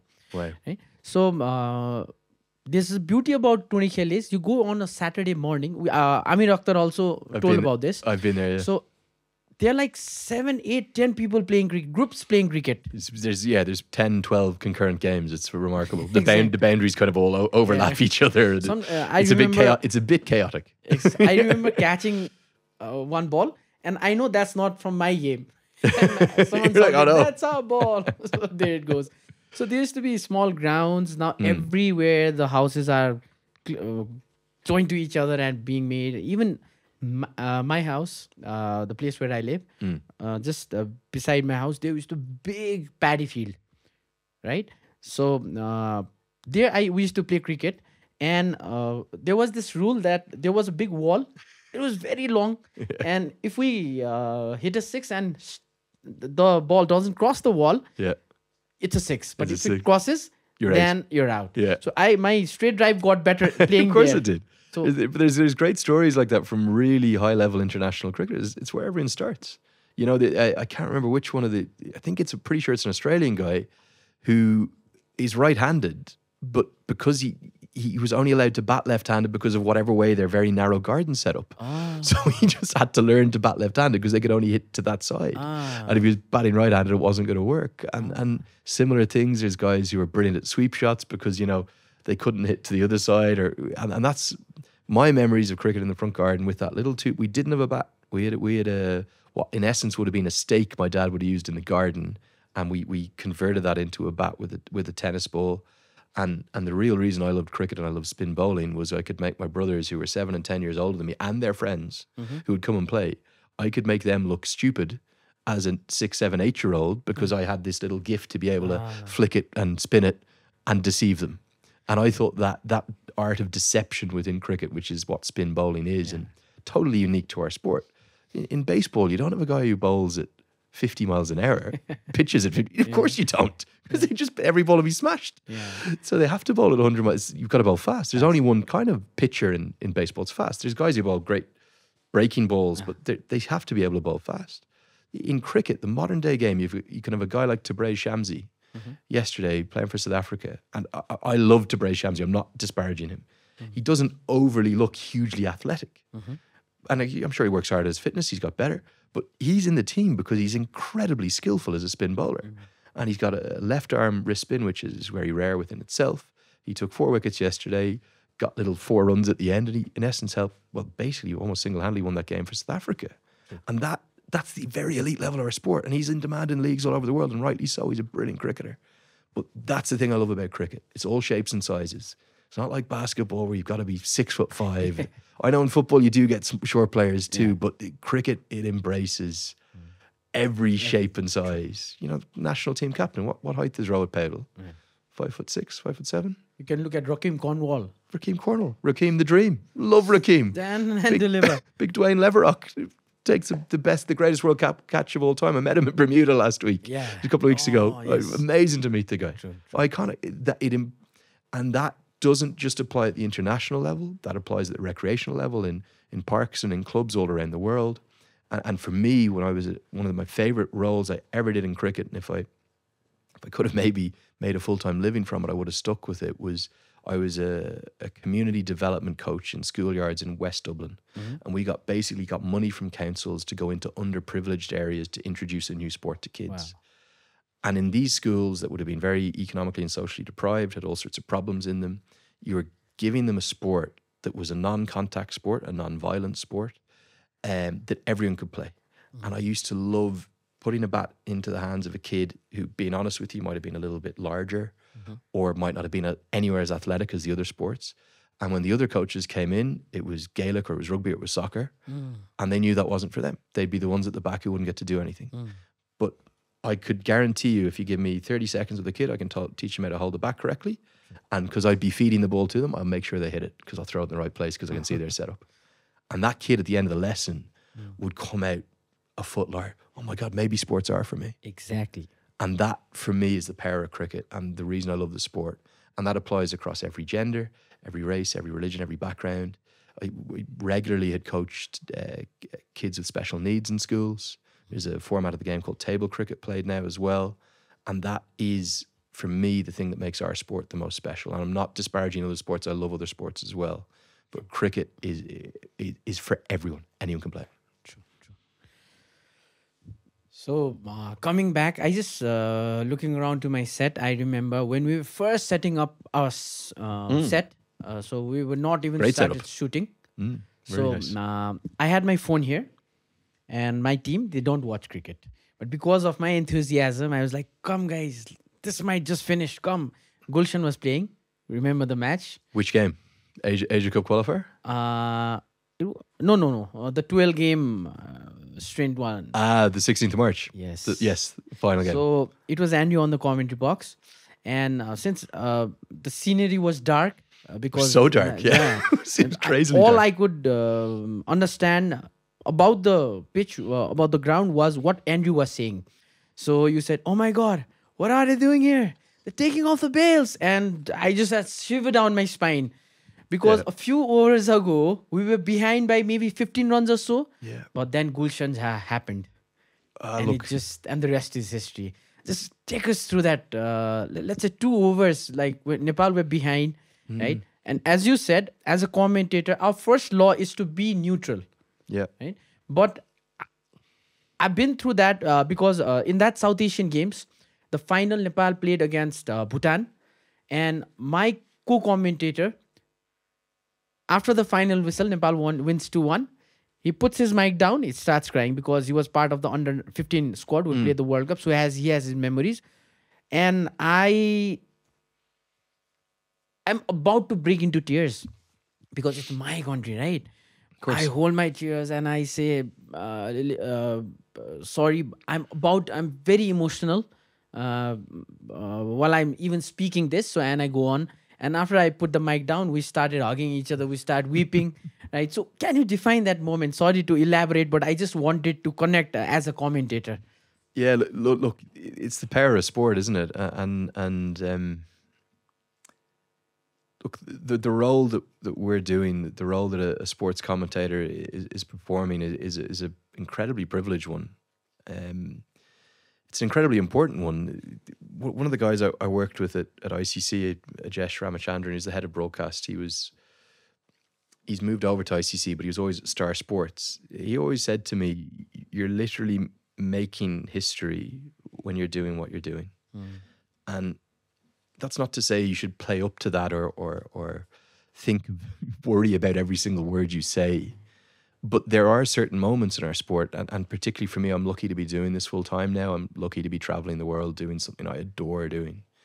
And I'm hoping that I'm doing it to an ability that particularly the teams that I'm doing it for, I've never had that quality of coverage before because I care significantly about them, with a huge amount of research on all the sides I cover and all the places I go. But occasionally you get moments like that are close to indescribable, and that one in particular, to run you through it's the one of the Instagram guys clipped it up. I'm sure you saw it there recently, and it went bonkers viral. It's everywhere. It went everywhere. So it's done. They, fair play to them, they took the footage, which they probably aren't supposed to do, but we won't focus on that. And they stuck a little photo, I think it was me and Paresh in the bottom, to kind of capture who was speaking, which was cool. And then they said, oh, sir, will you post that for us? The troll Cricket Nepal guys. And I put it on my 2 pages, and I think it's done over 7 million views. Just that 40 seconds. But to build up to that climatic moment, and they put some brilliant music on it, which kind of, even when I watched it back, even though it was me speaking, I was like full body goosebumps. Even now, and that's how many months? 6 months on. But yeah, it was just an insane day. Everything about that day was insane. It was the most brilliant game of one-day international cricket you will ever see. UAE were nowhere. They were beaten out of sight. And then in the last 10 overs, Asif Khan played one of the best one-day international innings of all time, the 4th fastest ODI century of 41 balls. And the reality is, even the most ardent Nepal fan will have thought, over 300, we're done. Sure. And then, you put me in the spot here, but I'm trying to remember. I think they were 3 down for very little. 3 down for 30. And then 6 different batters got scores. I think there was 6 guys to get, where 5 of them got 50 maybe.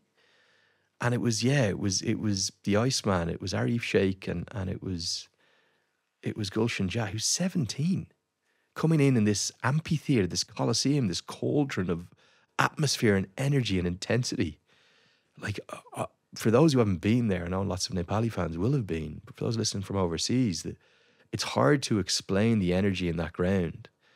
And it's that natural amphitheatre that it has that creates that, and then raucous energy and intensity. And for almost the entire chase, Nepal were behind on DLS. In fact, right the way up until that Mohammad Wasim over from Gulshan Jah, which he hit it for 20. And they were really never in the game, but all the way throughout that second innings, I kept thinking, genuinely, I kept going, how are we going to finish this game? Because they refused to bowl the left-arm spinners to Gulshan Jah, and they refused to bowl the left-arm spinners, and Kushamala was in at one point as well. So they kept bowling their seamers. They were even bowling part-time seamers. So this just kept stretching the game out and out and out. And I think I erroneously said on air that it was 4 hours and 40 minutes. It wasn't. I think it was over 4 hours. About 4 hours and 5 minutes they took to bowl 44 overs in the end, 4 hours and 10 minutes, like that. And at about the 40th over, the umpires had come together. It was Buddy Pradhan and I think it was a Sri Lankan umpire with Wimaral Siri who was umpiring with him to have a look at the light. And I'll be honest with you, mate, they could have taken them off then. They really could have taken them off then. It was so dark. Like you said, the pictures you could barely see. But they had judged that it was okay for the moment, and the seam bowlers kept going. And then I think he'd run out of seam bowlers, so Mohammad Waseem bowled himself. Didn't want to bowl the spinners, so we bowled his medium pacers.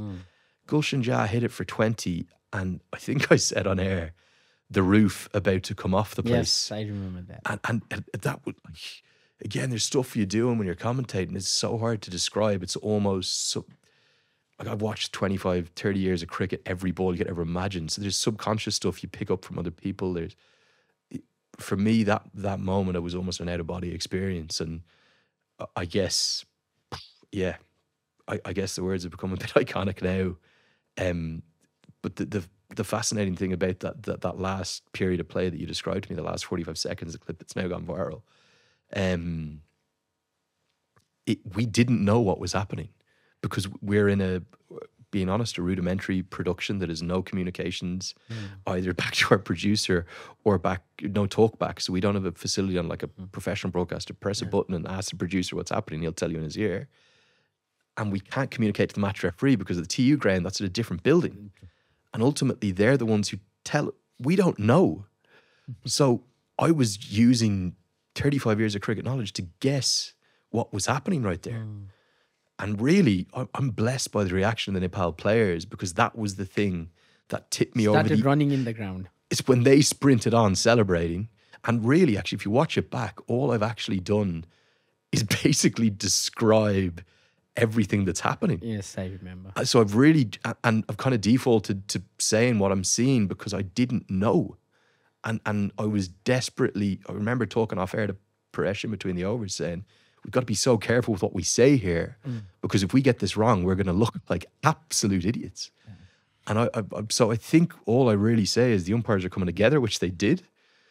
And then clearly when they go over and flick the bails off, that's usually an indication. And they were never going to be able to get back out because it was that dark.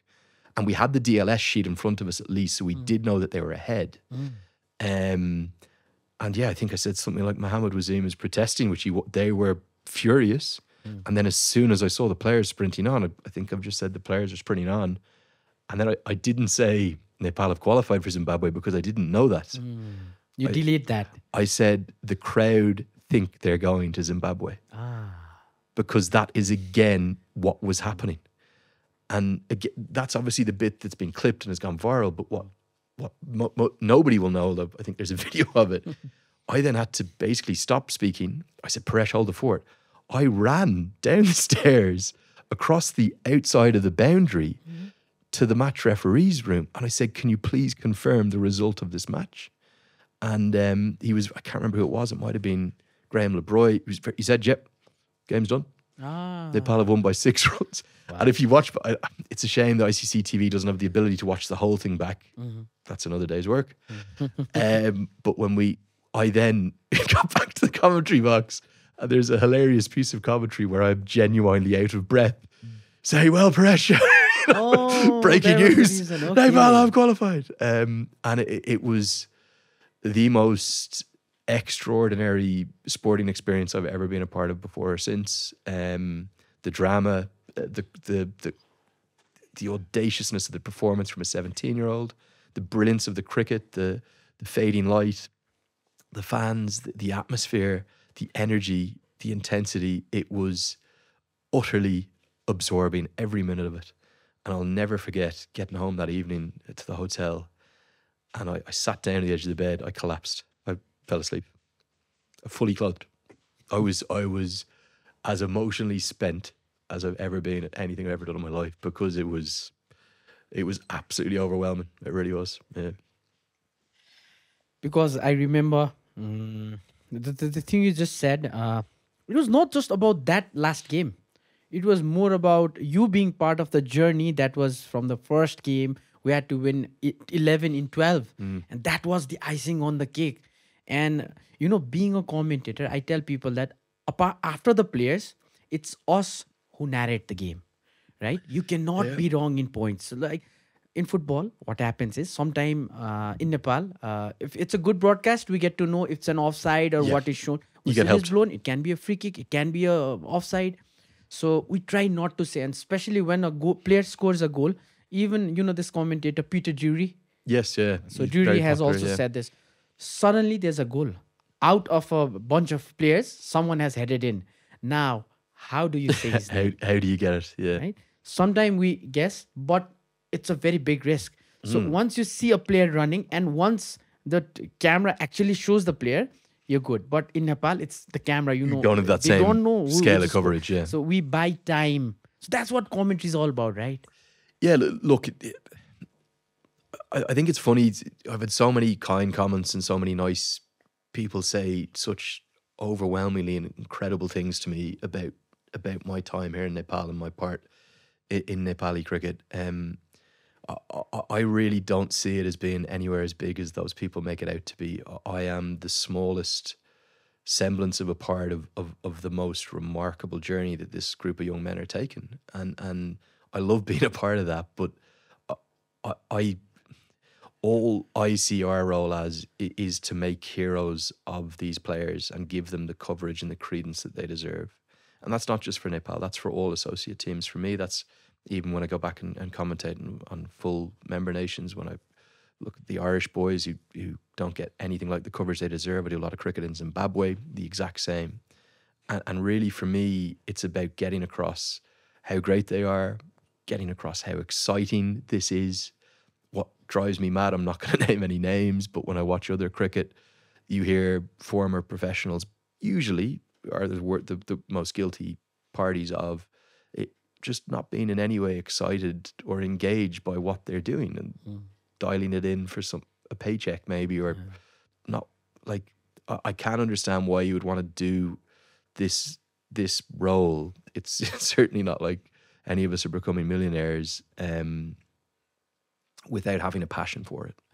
And certainly the main thing I try to do with my commentary overwhelmingly in every single match I do is I think about all the stuff from being an Irish fan 10, 15 years ago and how poorly covered our side was and how much that would frustrate me if I was a fan of Oman's team and I'm commentating on Oman next week. Absolutely. Same with Hong Kong last week in the Tri-Series. Basil Hamid hitting those winning runs yesterday. I know the journey he's been through intimately. He was left out by Robin Singh. He was treated not particularly well by the former coach. He's been now given a show of faith. He had a brilliant series, probably easily could have been player of the series. And that moment for him and for his family was massive.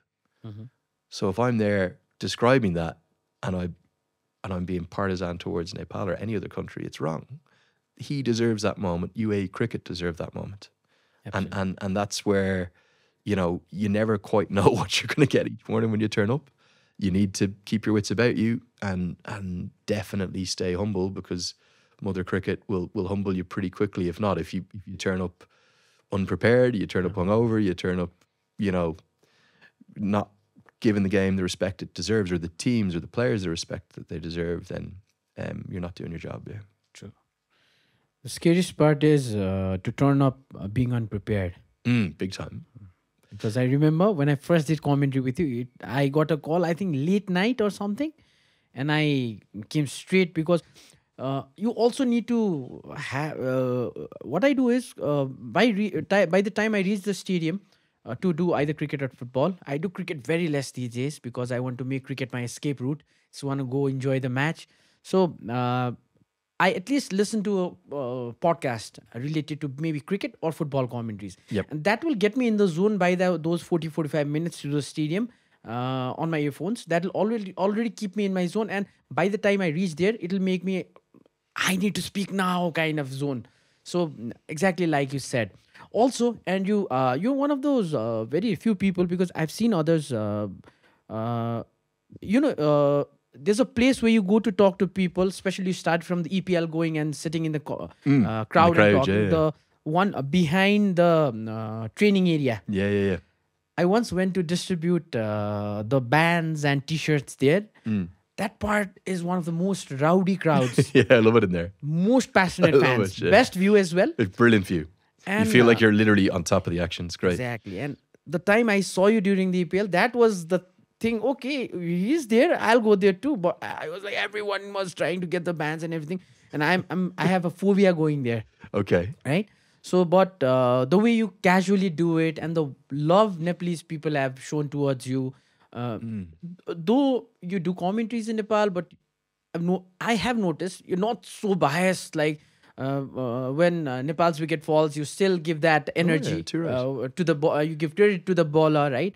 So, tell me about the love that you've got from the Nepali audience. Yeah, look, this is probably one I've been asked quite a bit as well. Over the last 12 months in particular, it blows my mind, really.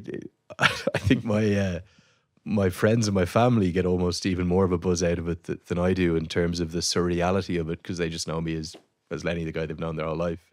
And that's exactly who I am. I think it's really hard to explain it if you don't live it and be a part of it, and it comes, I guess, all the time here in Nepal. There's such I think the only way to explain it is there's such a love for cricket here, and I have such a love for cricket, and there's just a synergy between those two things. I will have people of all ages come to me and say the most overwhelming is the word I always use, because there's so much kindness and joy and sweetness to some of the things that people say to me, and it's like, it's hard to take it in. It really is hard to take it in, because I feel I'm just coming along to do a job that I love doing in a place I love going. And then you've got people coming to you and saying, you know, what you're saying about my country means the world to me. And I'm like, well, I'm not lying. You know, I'm being honest. Everything I say is honest. And look, I guess I go back to wanting the sport to grow and wanting people to have good experiences. I think one of my favorite, and again, most tiring days I've ever had here was the ACC Men's Premier Final, which was a May Day holiday, the first day of it. And we had this torrential downpour. I mean, horrific rains. So we played the vast majority of the first innings. UAE were 9 down and all sorts of trouble. And we were clearly never going to get back on that day. But we had a reserve day, which is very rare, because there was a massive prize. And the reserve day cancelled our podcast to that day to now. Yes, correct. You're spot on. That was the day we were supposed to do it, because I flew out the day after the reserve day, morning after. But I remember that day, everyone staying. Like no other country in the world would these people have stayed. There was no chance they were getting back on.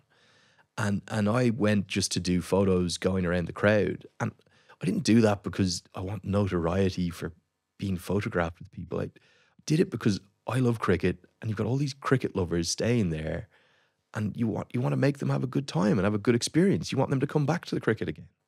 Like my root cause of everything involved in this sport, from when I was a 15-year-old explaining it to my friends who didn't like it or didn't, I want other people to love it. I want people to love our sport because it's that good. So that day, I'll never forget it. There was great photos of like literally the entire crowd, more than 15,000 people with umbrellas over them. And I went round with an umbrella. Somebody lent me an umbrella, and somebody I think they gave me I can't remember the name of the scarf in Nepali, but somebody gave me a scarf because I think I was dressed up. It's called Khada. Khada, that was it. Somebody gave me their own one. He wouldn't. I tried giving it back to him. He wouldn't let me. It's like, no, you're a guest of our country. You take this is now yours. And Pradeep Irie had given me a beautiful Dhaka topi. His wife had come and fitted it for me at the hotel. Sharad Vasakar had given me a Dara Silwal. I think I only wore that in the post-match, but I basically walked around the ground through the rain and did, I'm not exaggerating, about 5,000 selfies. And I was just struck by every person that met me, the kindness. And like you even see it, I have to do the social media stuff because I'm not a famous former player. So for me to go on and get to where I want to get to in the commentary world, I think one of the only ways will be to have quite a big following on social media. But you see it in all the YouTube comments or the social media comments. They're so kind. And it's like, we think of social media as this cesspit of like horrificness. And I'm sure there's people who hate me. I'm sure there's people like, what the hell is this Irish guy doing in Nepal? I'm sure I 100%, but I don't know. I've got like 0.001% of that. I haven't felt any of that. And my mum is actually quite worried about this. She's like, why is it always all positive? You know, social media's never always all positive. Someone's going to come in and cut you down. And I was like, it's so hard to explain if you haven't been here. The kindness of basically everyone you meet. And as a consequence, I absolutely want to reciprocate that kindness. That's my general manner as a human anyway. I love speaking to people and engage with people. We all have our off days where you want to hide away in your room. But, you know, I walked over here 35 minutes on the road. I'd say about 10 times people stopped and said, oh, hi, Andrew. And it's always friendly. It's namaste. And again, I love the culture here, you know, the namaste, the kindness, the sincerity, the greeting. I walked past two kids, you'll love this, who weren't really paying attention. I was just walking along and they didn't say hello, but then I heard them say to each other something in Nepali, blah, blah, blah, Andrew Leonard. And it wasn't Leonard, it's Andrew Leonard. And I turned around and waved and I said, namaste. And they were like, oh. And I was like, that's so cool. And it's like, look, I don't buy into celebrity or fame or any of that nonsense, but the kindness of people here is the thing that will very much always be with me, however much I get to come back, and hopefully I keep getting to come back a lot. Sure. It's been 5 years journey, right? The commentary. Yeah, big time. So did you ever imagine when you started the whole commentary thing, like it has escalated to a bit, right? It's not an over exaggeration to say this word that because I hear there's this podcast called The Commentator's Curse, right? It's more about football. So they tell me, they say that especially the commentators who are 40, 50 now, they say that they started from a very small, all the British commentators, they started for local radio, then they go on to do for the club, then they go on to do for the BBC and Sky, and then they come to the television. There's sort of a pyramid. Yeah, there's a structure. I think we relate in a bit because like we straightly off got the big games, and since we hadn't done the smaller ones. See, what happens is once you do the smaller ones, which has no broadcast, it's easy because even you make mistakes, that'll be over seen. So there's always this pressure especially when you're starting, that I might say something very illogical or something out of my mind, right? Because there was a time I literally translated a word.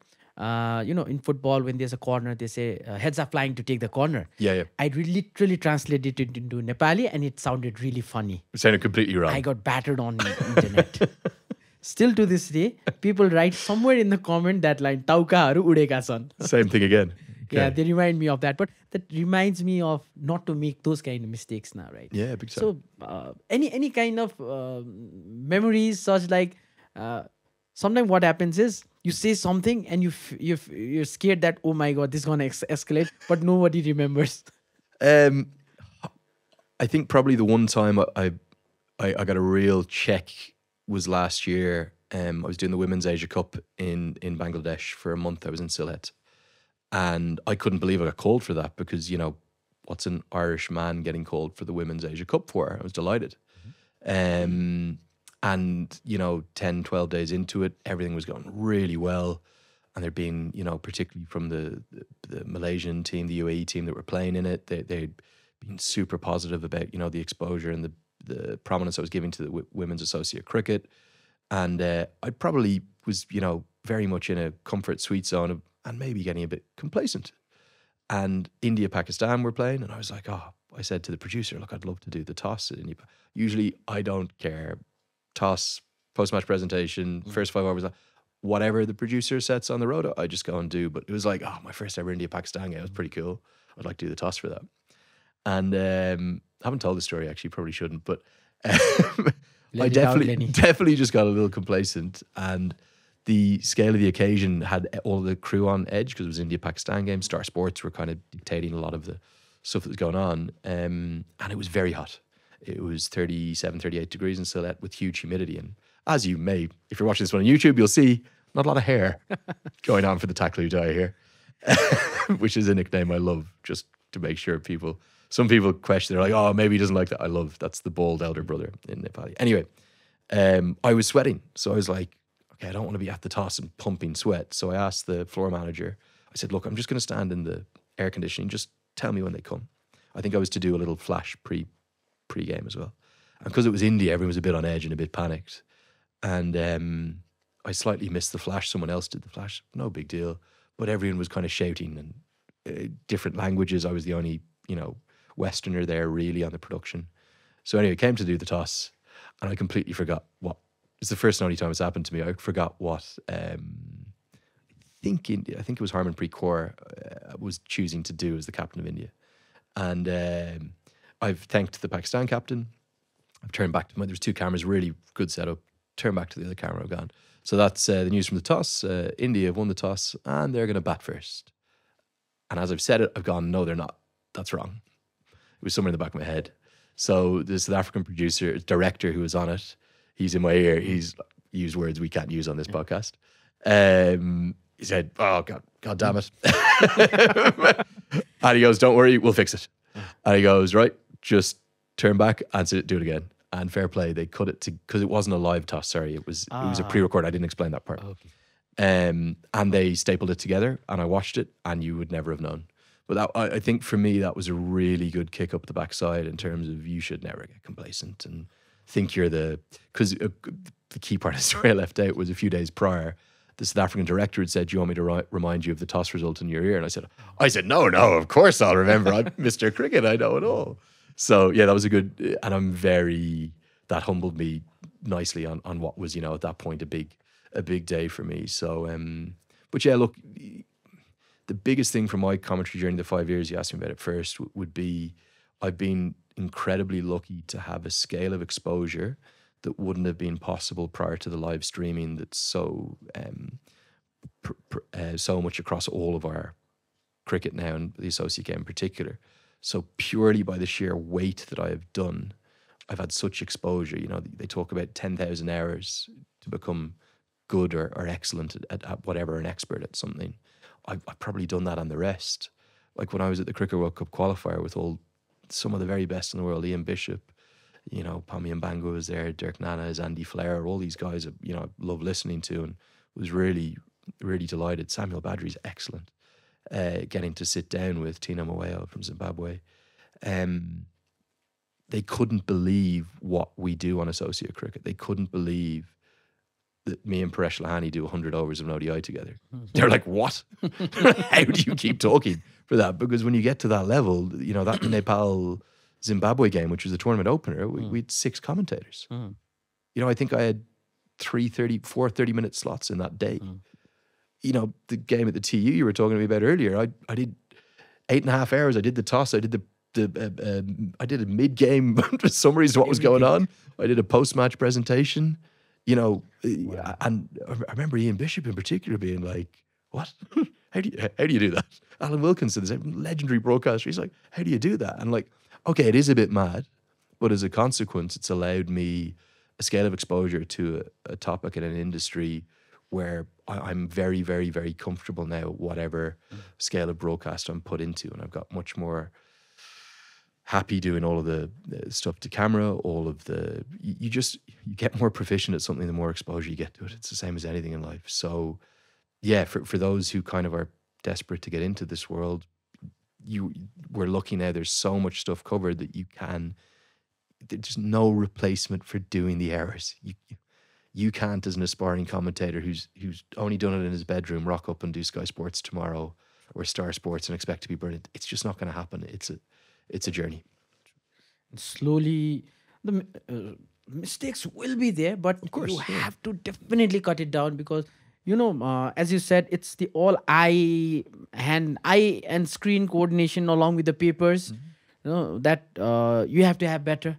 And also, it's what you speak, because one small missaid word can trigger many fans. Right? Absolutely, and I really like this line by Peter Drury that he said in an interview. Nobody watches a game for the commentators unless it's your mom or your dad. That's a good point. I really love that line. That's a great line. And I can assure you, and from my point of view, that's what my mom and my dad do back home. My dad loves watching me, but you're not going to learn from them in terms of what they're going to say. You're great anyway because they love you. But look, the big thing for me is you're going to make mistakes, particularly in cricket. Cricket is like, even we got the T20 World Cup qualifier coming up next week. Okay, you say, oh, that's the shortest version of the game. We've got 2 games every day. We've got a pre-match show, we've got a post-match show.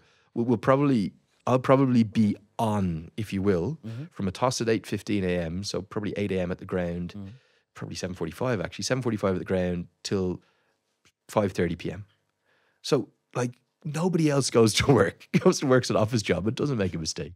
You're going to make a mistake. Don't be afraid to correct yourself. You know, I've regularly miscalled players in terms of what we get in the commentary box is a team sheet with all of their the shirt numbers. Yeah. Yesterday, the final of the Dabur Honey Nepal T20I Triangular Series. I know Lalit Rajbanshi really well. He's one of my favourite guys involved in world cricket. Brilliant bowler. He's number 27. Also on the same Nepal team sheet was Lokesh Bam at 27. And it didn't look like Sandeep because it was so bright. I couldn't see. Not Sandeep, excuse me. Lalit. And I've looked down at my sheet and I was like, I saw it was 27. I was like, is that Lokesh Bam? I think I said it. I said, I'm going to check. But you can say that. You can say on air, I'm going to check who that was. And it was Lally, because Lokesh was in the subs bench. She wasn't even playing. But that, you know, you'll always get thrown these things in live, and it's live television. You know, you're going to make mistakes. True. And don't worry if someone clips something up for you. Who cares? Adds to your fable, adds to your legend. Sorry? If you make a mistake and they clip it up, yes, own it. Any popularity is good popularity. But no, we don't try to make mistakes. And I think we had a wonderful session. Awesome, at the end, mate. Yeah. a small message to Nepalese cricket fans and especially fans of Andrew Leonard. Yeah, well, let's focus on the Nepali cricket fans, because I think there's more of those than there are who like me. Firstly, great to be with Avash. She's doing an amazing job here in the colours of the game. Really enjoyed just how in depth it was. I found parts of that significantly more emotional than I would, but I'm Irish, I wear my heart on my sleeve, so I'm always emotional. Yeah, look, Dandavad, for all the support. I think it's a huge week. I'm hoping you'll be able to get this out by the time Nepal are just coming into action, that T20 World Cup qualifier. I cannot sum up how incredible these 7 or 8 months have been for Nepali cricket. And, you know, for all of your sakes and for the country's sake, I really hope they get what they deserve. I think they are an excellent young team and they deserve to go back to a World Cup. And I'll be calling every ball of it unbiasedly, as it will. But whoever it is that qualifies, I'm hoping that it's done in an amazing style and hopefully with moments and memories that we'll never forget. In the end, I would want to say, because as you said, your nickname in Nepal, being a Nepali, तपाईहरुले बुझ्नुहुन्छ यो कुरा, हामीलाई नै एकअर्कालाई त्यस्तो भन्यो भने offensive लाग्छ. So he has a big heart, उहाँको मन ठुलो छ, उहाँले माइन्ड गर्नुहुन्न. तर I think his name will better be लेनी दाई भन्दा चाहिँ अलि मजा आउँछ होला, एउटा रेस्पेक्ट पनि दिइन्छ हैन, आफ्नो बाहिर देशबाट आएको एउटा अतिथिलाई, एउटा गेस्टलाई जो चाहिँ आफ्नो देशबाट त्यति टाढाबाट आइरहनु भएको छ. So I think the name Lenny Dai is better one than the another. So Lenny Dai, I'll start calling you Lenny Dai from now on. And I hope most of the Nepalese will as well. You quite like that, Avash, but I love the Taklu Dai. I think. And also Dhaka Topi really suits you well. Thank you. I have to say that the particular Dhaka Topi that I was given so kindly by Pradeep Irie's wife. She tried giving me 5 different ones. I could only accept one because I felt guilty about taking it. It is beautiful, and I actually. You won't believe this. I carry that everywhere now. You don't see, like, I'm not wearing it out in the street, but it's always in my backpack, and I love wearing it. And yeah, I think just one final word is an unbelievably huge thanks to Dandavad for the scale of kindness people are always sharing me with, whether it's messages on social media or on the streets. If you ever see me, never be afraid to come up and say hello. I'd love to say hello. And namaste. Thanks so much, man. Thank you so much, brother. After a few period of time, we sit again to talk absolutely cricket. It sounds like a plan. That'll be awesome. Thank you, Andrew. Thank you.